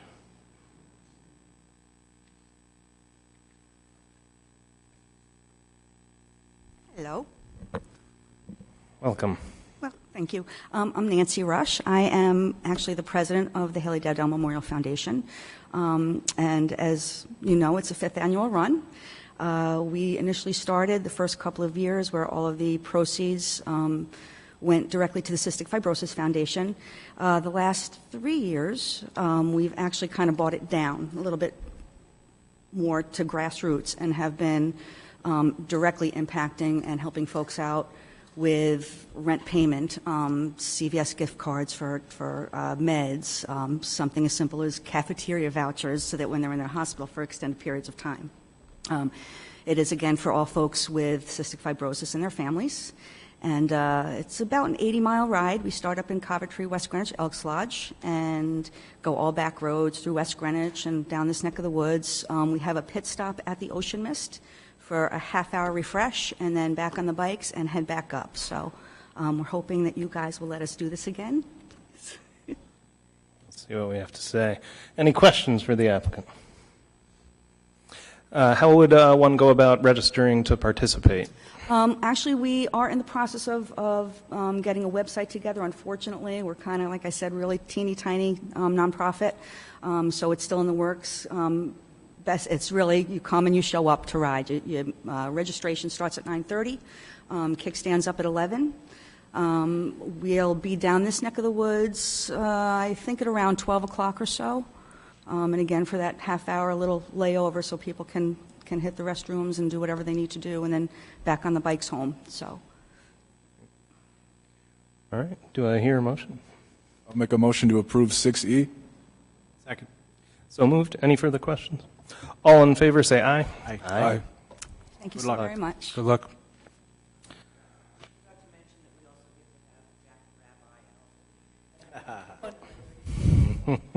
Great. Item 7 is a public hearing. This is a public hearing to consider an application requesting an amendment to the zoning map to rezone a portion measuring approximately 4.89 acres of the parcel identified as Assessor's Plot 72-2, Lot 34, from residential low density to government and institutional, as shown on the map attached to the agenda. The parcel is located off Kenyon Woods Way, application by Kearsarge Solar LLC and by Peter and Diana Lee Duroff, P.O. Box 14, Slocum. And this public hearing, I'm actually going to ask for a motion to continue it to the next meeting so that the applicants have a chance to... You have to open the meeting. Abel, may I, if you could just announce that you're opening the public hearing, then Dale needs to refer to some correspondence, then there would be the motion to continue. All right, that public hearing is open. And Communication dated August 5th, 2019, to the President Collins from John F. Kenyon Esquire, requesting on behalf of his client Kearsarge Solar LLC, requesting a continuance of this to the September 9th meeting due to lack of notice to the abutters. very good, thank you. All right, with that said, sorry for folks who showed up to speak on this issue, but we do need to notify the abutting property holders, or the applicants do. So do I hear a motion to continue this item? I'll make a motion to continue this item to September 9th. Second. So moved. All in favor, say aye. Aye. And that brings us to communications. Communication 8A is a letter dated July 19th, 2019 from Erin Pierce, submitting her resignation from the South Kingstown Partnership for Prevention as of July 31st, 2019. We received this, placed it on file, and what would we like to do with that? I'll make a motion that we accept the letter of resignation and forward correspondence thanking her for her serving. Second. So moved. Any further discussion? All in favor say aye. Aye. And that motion carries. Item 8E is an email dated August 8th, 2019 from myself proposing adoption of a resolution affirming the town's commitment to the principles of justice, fair treatment, and respect. Everybody has gotten a chance to look at it, hopefully. I guess I can read it. Town manager was kind enough to help prepare this based off of a resolution passed in Congress. So thank you for that. And it would read, whereas the First Amendment to the Constitution of the United States established our nation's commitment to the principles of religious freedom and free expression, and whereas the 14th Amendment to the Constitution established equal protection of the laws as the heart of justice in the United States, and whereas every right guaranteed by the Constitution and laws of the United States and the state of Rhode Island carries with it a commensurate responsibility to respect the rights of others, and whereas maintenance of the rule of law, preservation of our essential freedoms, and respect for the rights of others is vital to the progress of our community, our state, and our nation, and whereas bigotry, discrimination, oppression, racism, and imputations of disloyalty can destroy the bands that connect our people, and whereas social tranquility is best maintained by vigilantly insisting that all people are equally entitled to be treated with dignity, and whereas all Americans have a role to play in fighting every form of bigotry and hatred, now therefore be it resolved that the South Kingstown Town Council, 1, rejects the perpetuation of racial and religious stereotypes, 2, condemns hateful expressions of intolerance that are contradictory to the values that define the people of the United States, 3, reaffirms its commitment to the policy of fostering respect for all people and protecting human rights in all regards, large and small, and 4, repudiates all attempts to justify hatred or violent attacks as acceptable expressions of disapproval or frustration over political events or positions. And be it further resolved that the South Kingstown Town Council affirms that it is the policy of the town to promote justice, fair treatment, and respect for all people. So I requested that we consider this resolution following the last meeting when a constituent stood up and asked us to take a stand on some of the violent and racist words that have been floating around our country for the past couple of years. I don't know if we need much discussion on it. I think it's fairly straightforward. But I'll make a motion that we pass this resolution as stated by President Collins.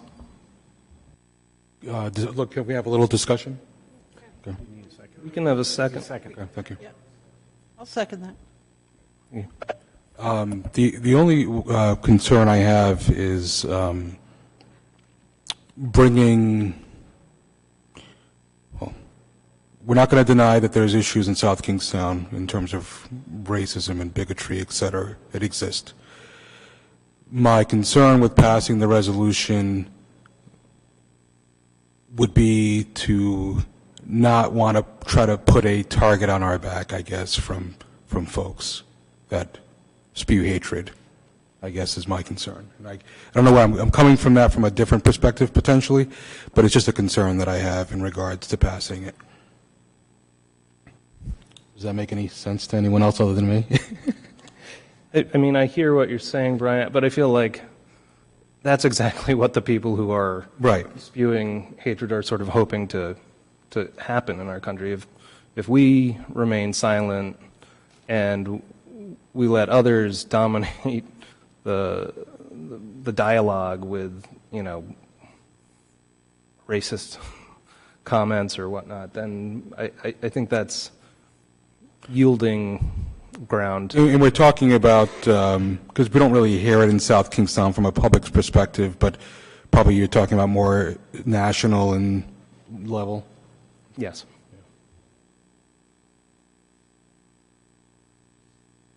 Brian, just a question. When you say putting a target on our backs, are you talking about the town as a whole? Are you talking about the council? No, I'm referring. I'm sorry. I'm referring to the council as a whole, and I guess where I get to that is we did the right thing before when we passed the immigration. I think what it was called act that we did, resolution, making sure that our town remained to be welcoming. But then you get the folks that were complaining that we were turning. And they would come up to me often and complain to me, and I would tell them that it's not the case, that we're turning our town into a sanctuary city, and it's nothing compared to that. So I guess what I'm talking about is just bringing more eyes on our town in terms of folks that will have an issue potentially with us passing this. I understand. I think I have a different perspective and point of view on this. So certainly I can agree with a lot of things in this resolution. What concerns me is that First Amendment right. So we know you can't yell fire in a theater, even though you have your First Amendment right to say nearly anything, because you may do harm to somebody. But if you're saying that you don't have a First Amendment right to speak because it may be offensive, is subjective. I think that there are things that may be offensive to me, but you're totally entitled to say them.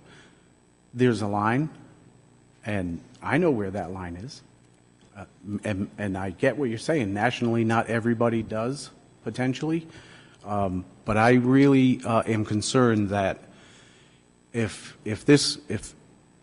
we go in this direction, and again, it's a subjective thing. If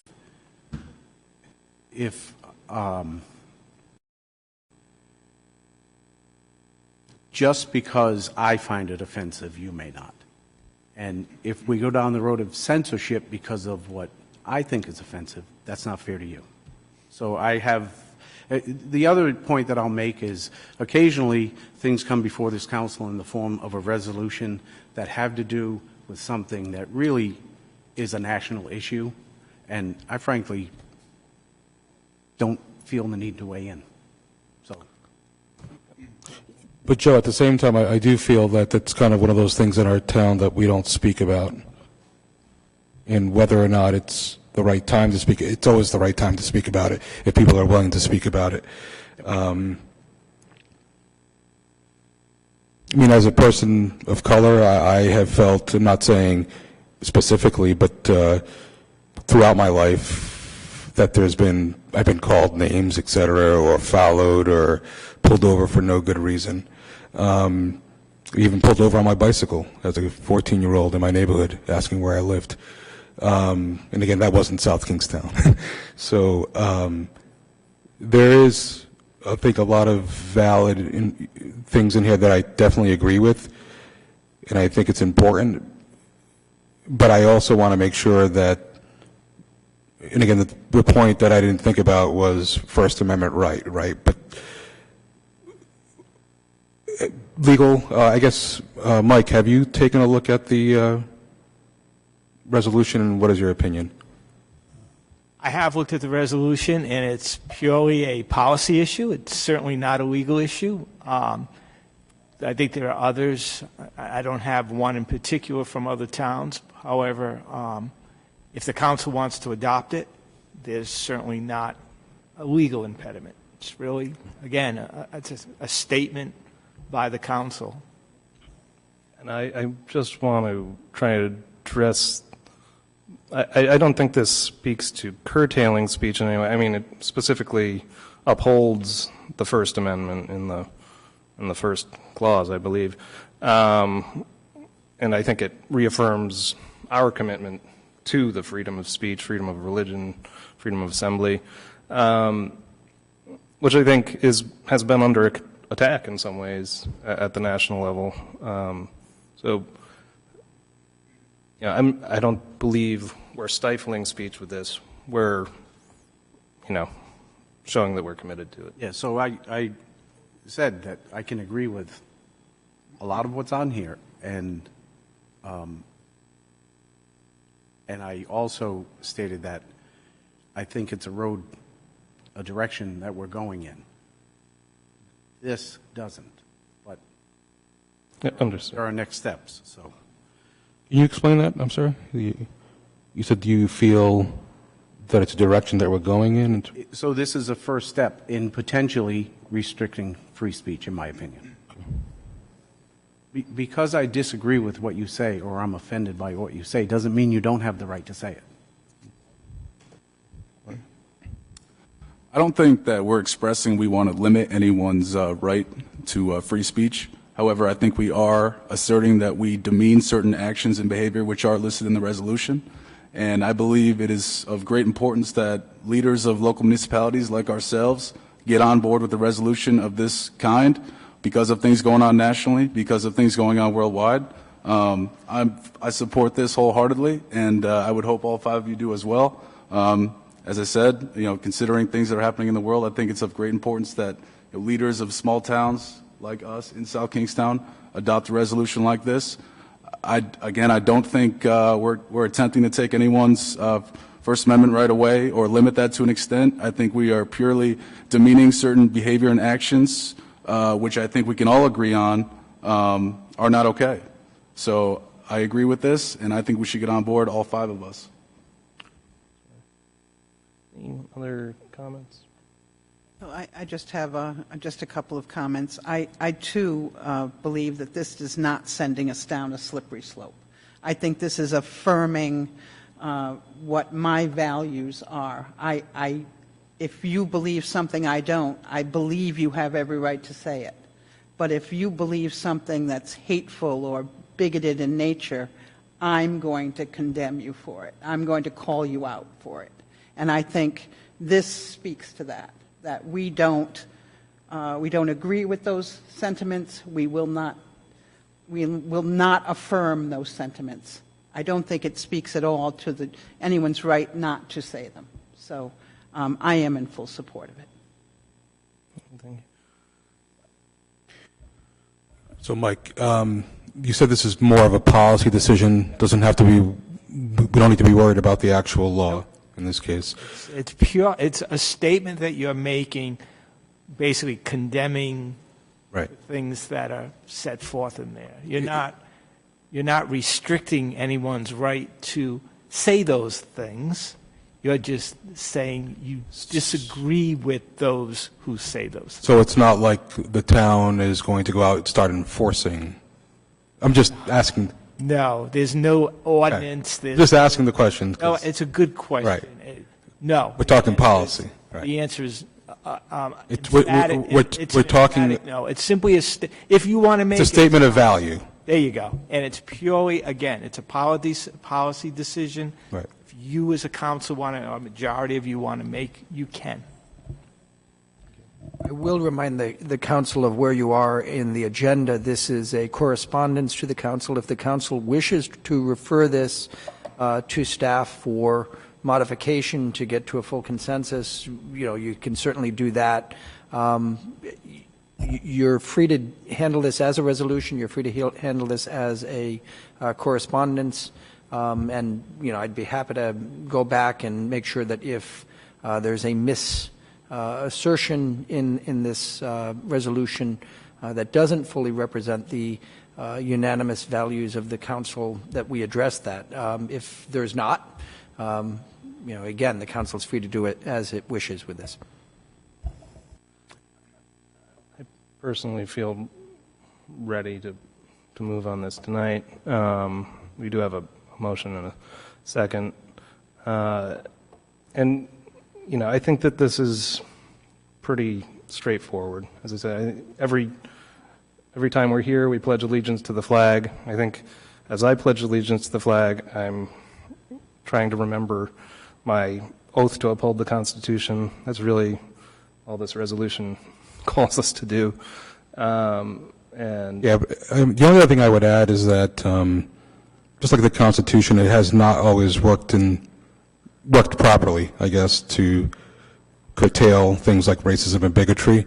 But at the same time, I do feel that making this a statement of value for our town is an important step in making sure that everyone feels welcomed and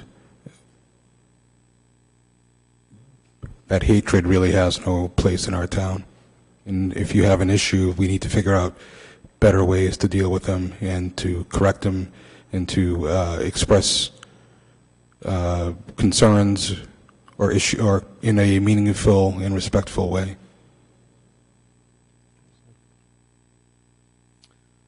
All right, any further comments? All right, then all in favor say aye. Aye. Aye. Any opposed? I will abstain. So that motion carries with 4 ayes and 1 abstention. And that brings us to number 9, comments from interested citizens.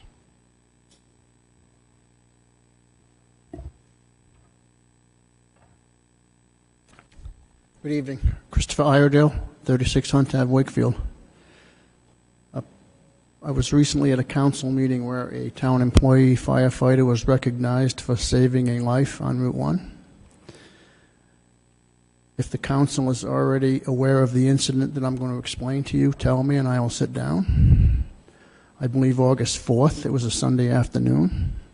I'm not sure of the exact date, but it was very recent. A 5-year-old girl drowned in Jerusalem by the State Pier.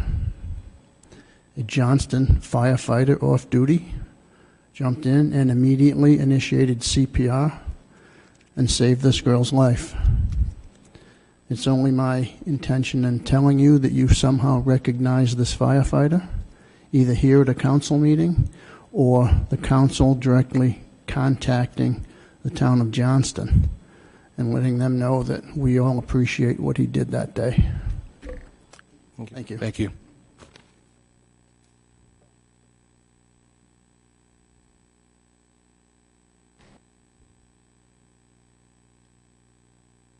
Angela. Good evening, Joe Jaba, Chief of Police. I have already been in touch with the fire chief in Johnston and sent a letter to the fire chief, and I have also spoken to the firefighter who saved that little child's life. There were several people involved, but he basically brought the child back to life, got a pulse. So I've spoken to the fire chief, and I've spoken to Dean Ventacinque is his name. I've spoken to him directly as well. So they are aware of what was done by their firefighter.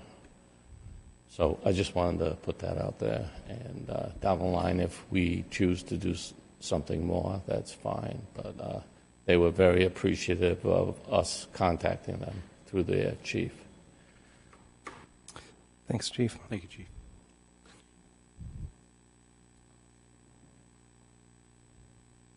Hello, I am Angela Tuoni. I am the chair of the South Kingstown Sustainability Committee. And I just wanted to take a couple minutes to talk to you about the Sustainability Committee. So over the past couple of years, since the committee's been formed, we've been meeting consistently, talking about different sustainability topics that are of interest to us or that we have expertise in, and also trying to figure out how we can be most effective in promoting sustainability to the town. So a couple things that we've done, we've provided support on a couple of town initiatives and projects. Just for example, the plastic reduction ordinance, the Solarize South Kingstown program, which promotes residential solar adoption in South Kingstown, and also the electric vehicle charging stations for the public off of Main Street and also here at Town Hall for municipal vehicles. In addition to that, we've hosted 2 community forums where we were able to connect residents and members of the community with experts in sustainability topics, usually around energy and waste reduction were kind of the themes of those 2 forums. And we were also able to hear from the community what they wanted to see from us as the Sustainability Committee. So that being said, we've taken a little time to figure out who we are as a community, as a committee, and we are proposing a few changes to our charge. The town manager will talk a little bit more about that in his report, so stay tuned. But we felt that we wanted to make some changes just because the old charge was written before we were formed. It's very energy heavy, and while that is one of the topic areas that we are excited to focus on, it is not the only thing that we would like to focus on. It also has some pretty specific projects in there, so we wanted to open it up a little bit to kind of be able to take advantage of opportunities that we find relating to sustainability in the town. So I'm happy to stay and answer any questions you have after the report. I'm happy to talk about it. And I also look forward to hearing from you as a council and what you would like to see from us as a committee. So thank you. Thank you. Angela, I'd just like to commend you for your leadership on the committee. I think you've done a wonderful job up to this point. And, you know, I look forward to working closely with you. I think the entire council does. Sustainability and the environment is something atop all of our lists of priorities. So it's great to see you up here, and it's great to see young leaders like yourself taking advantage of the opportunities in town. So nice work, and I look forward to working together. Thank you very much.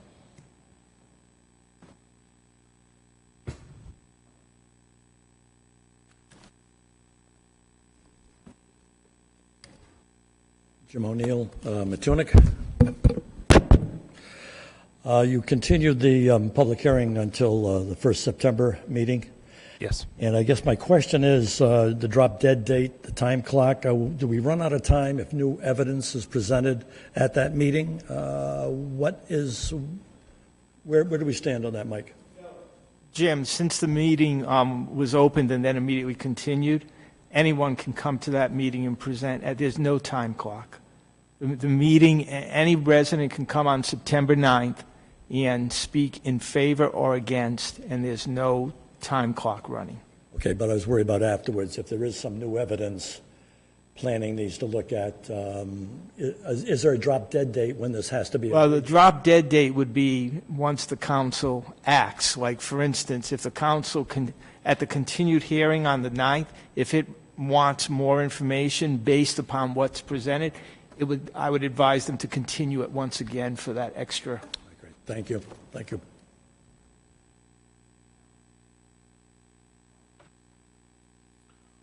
All right, seeing no other public comments, are there any comments from the committee, or the council, sorry? All right, very good. That brings us to the town manager's report. All right, I'll try to go through this fairly quickly tonight. The hospital land swap application, as I've mentioned in a couple of meetings, there is actually a form that the U.S. Department of Interior's National Park Service requires be completed. That form has been completed in a rough form and has been submitted to DEM for a preliminary review. I say a rough form because we are missing an appraisal of what we're calling the receiving property, the property that would be donated to the town by the hospital. That appraisal has not been completed as of yet, and an environmental assessment of that property has not yet been completed. So all other components of the application have been at least filled out. We've sent that, or will be sending that tomorrow to DEM for a preliminary review. Assuming they find some fault with what we've got, we'll make those changes, add the additional information in the form of the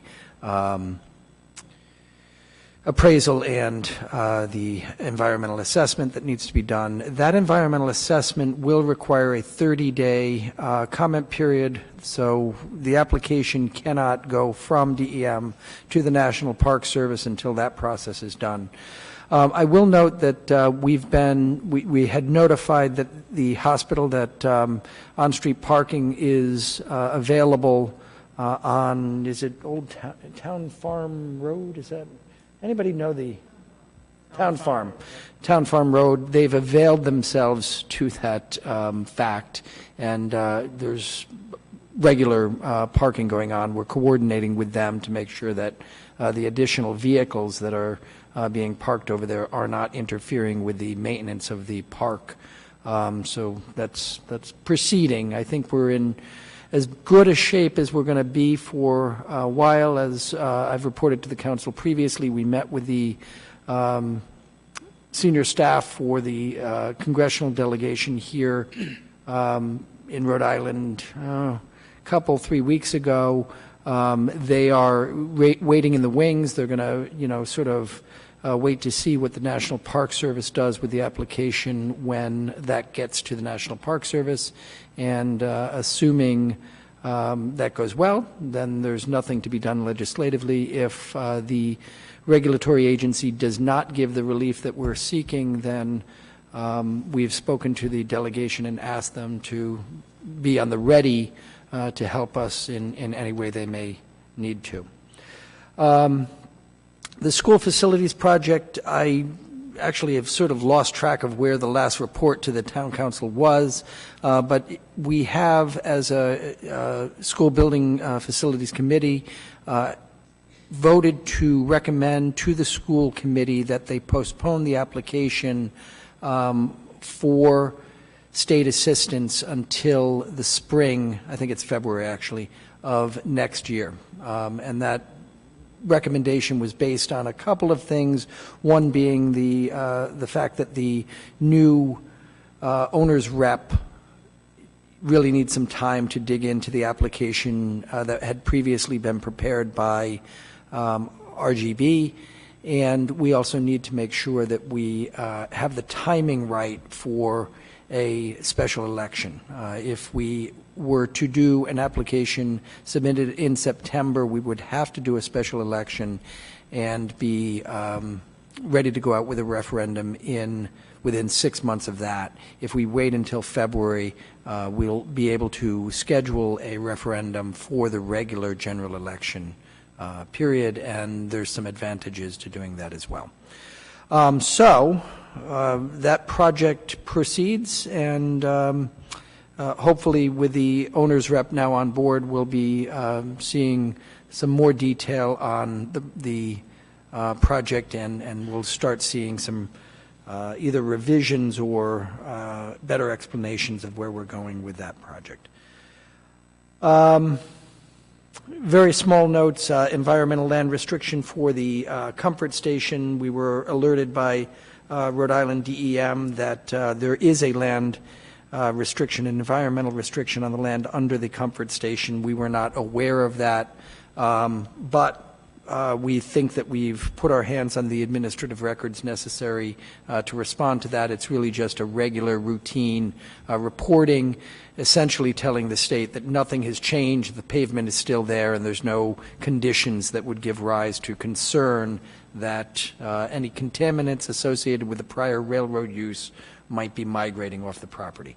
Not a huge issue, but it is one that we were surprised by, so I want to make sure the council is not surprised by it if someone should mention that that land is under a environmental restriction. The Watson House, I know the council, 4 of the council members were on a tour and got to go out and look at the Watson House a couple of weeks ago. We are in the process of trying to figure out whether a realtor or an auctioneer is going to be the better professional to help us reach the public and find a buyer for that property. As we've explained to the council on a couple of prior occasions, we've done a request for proposals. We've received 2 proposals, one for $100,000, one for $200,000, and neither of those is even close to what the appraiser says the property is worth. It is a habitable residential structure on 3 or more acres. The value should be north of what we've seen so far. So we need to figure out how to get to the market. And again, we're currently investigating whether a realtor or just a straight-out auction is going to be more likely to produce a buyer for that property. If anyone out there knows someone looking for property to purchase, we'd love to talk to you as well. The town beach is actually breaking records this year. We are seeing large numbers of visitors down at the town beach. We continue to have some concern about the senior center kitchen staff. We're down 2 part-time employees over there. We have an AT&T lease agreement that is currently being reviewed by Mike's office, but on our side, that project is ready to go. The new finance director is on the job, and he's actually here tonight. Zach Saul is with us tonight and has been busy. I keep going down to the office to see how he's doing. He's still there, which is great. And he's always got his nose in a book or planted up against the screen. He's taking in as much as he can, as quickly as he can. And he's been great and hitting it off with the folks in Town Hall. So CDBG money for the Welcome House and a supportive housing kitchen remake has been awarded. We received notice of that award last week. Comment period for the seawall expansion closed. We received 1 comment. That comment came from Save the Bay. John and his staff are reviewing that comment and will respond to CRMC on behalf of the town.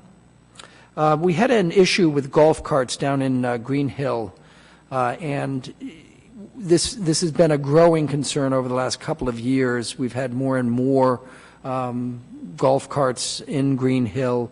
The police did take an enforcement action. There was, in this particular case, as I understand it, 4 or 5 teenagers in an unregistered motor vehicle in Green Hill. The danger is quite significant. If a golf cart gets hit by a large truck, it's not good for the golf cart or its occupants. They are not registered vehicles, and they really shouldn't be on the public roads.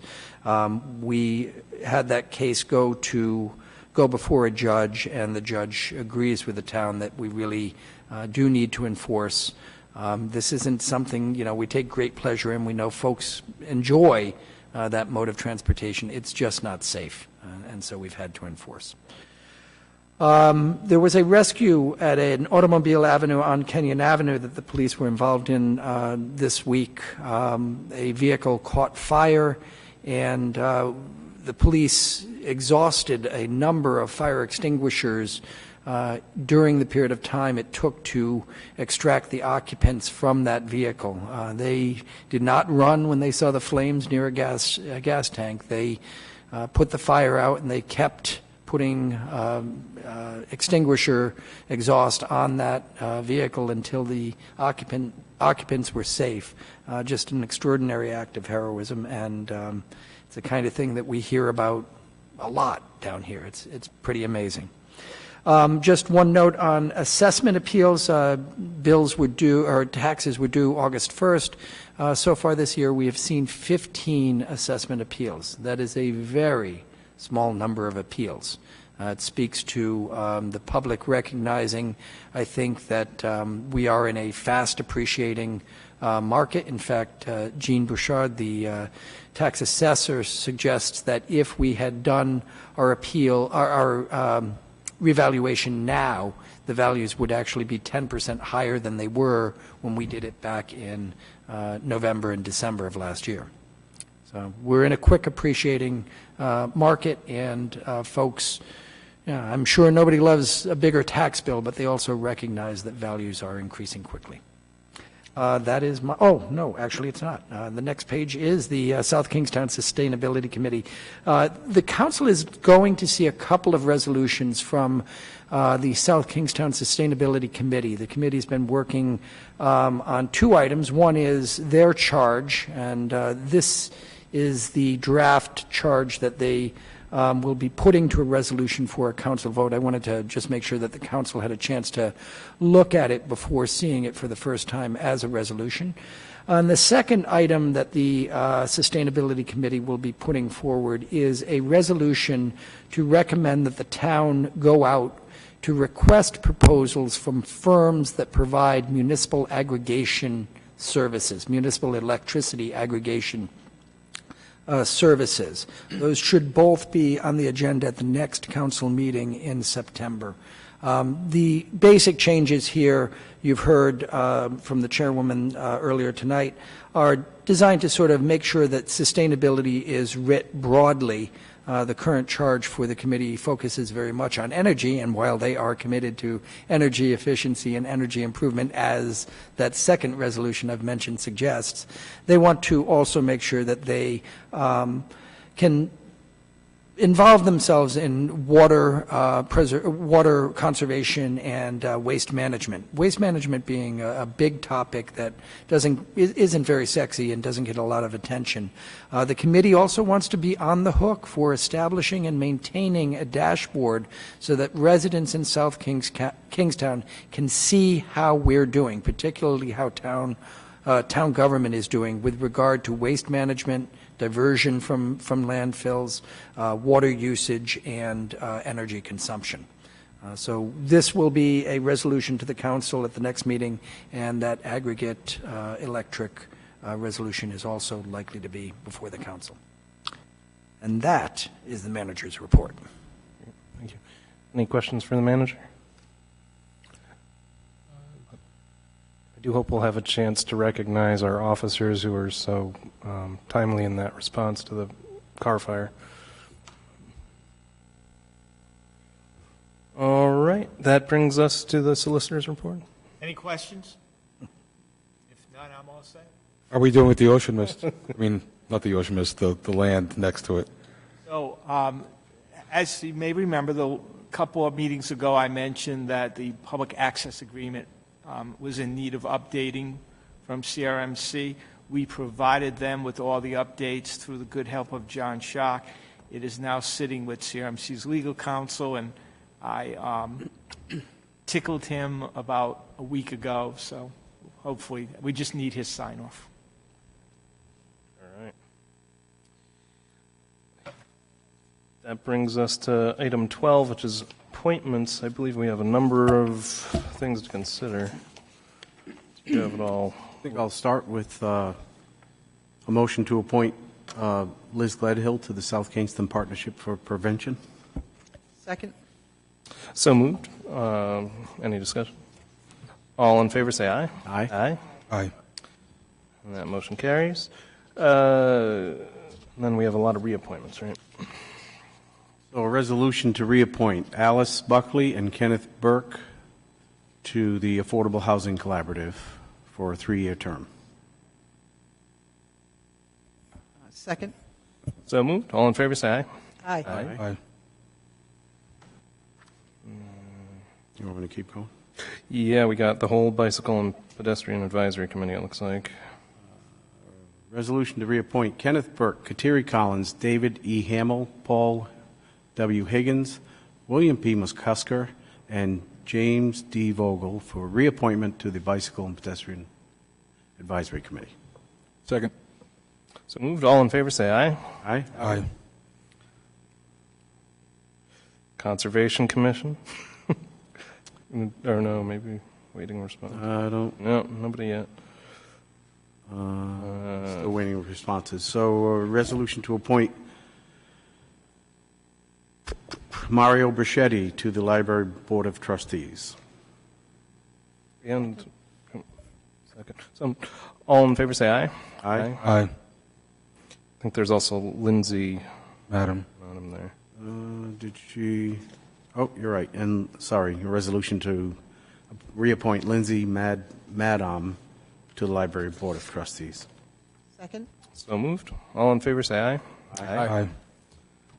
I think that's it, but it's a big list. That was a lot. Okay, that looks good. Thank you, Joe. And that brings us to new business. 13A is a resolution authorizing the tax assessor to abate taxes in the total amount of $11,158.79, as shown on the tax abatement request number 560. Do I hear a motion? I'll make a motion to approve item 13A. Second. So moved. Any discussion? All in favor, say aye. Aye. That motion carries. 13D is a resolution authorizing an award of bid to East Coast Seal Coating of Abington, Massachusetts for crack repair and resurfacing of 2 tennis courts at Brousseau Park in accordance with all bid specifications in an amount not to exceed $18,000, and further described in a memo from the park superintendent to the town manager dated August 5th. Do I hear a motion? Motion to approve item 13D. Second. So moved. Any discussion? All in favor, say aye. Aye. That motion carries. And 13F is a resolution authorizing the town manager to execute a memorandum of understanding to participate in the purchase of natural gas under the State of Rhode Island's Master Purchase Agreement for the reverse auction conducted by the State of Rhode Island for the period beginning November 1st, 2019. Further described in a memo from the procurement administrator to the town manager dated July 30th, and entitled Authorization of Town Manager to Execute a Memorandum of Understanding with the State of Rhode Island for Natural Gas Procurement. Motion to approve item 13F. Second. So moved. Any discussion? All in favor, say aye. Aye. That motion carries. 13G is a resolution authorizing an award of bid to Liberty Chevrolet of Bay State Road, Wakefield, Massachusetts, for one 2020 Chevrolet Equinox in an amount not to exceed $28,713, including equipment transfer, installation, and trade-in allowance, further described in a memo from the police chief to the town manager dated August 6th. Motion to approve 13G. Second. So moved. Any discussion? All in favor, say aye. Aye. And that motion carries as well. That takes us to the end of the agenda. Do I hear a motion to adjourn? I'll make a motion to adjourn. Second. So moved. Discussion? All in favor, say say aye. Aye. Very good. This meeting is over at 8.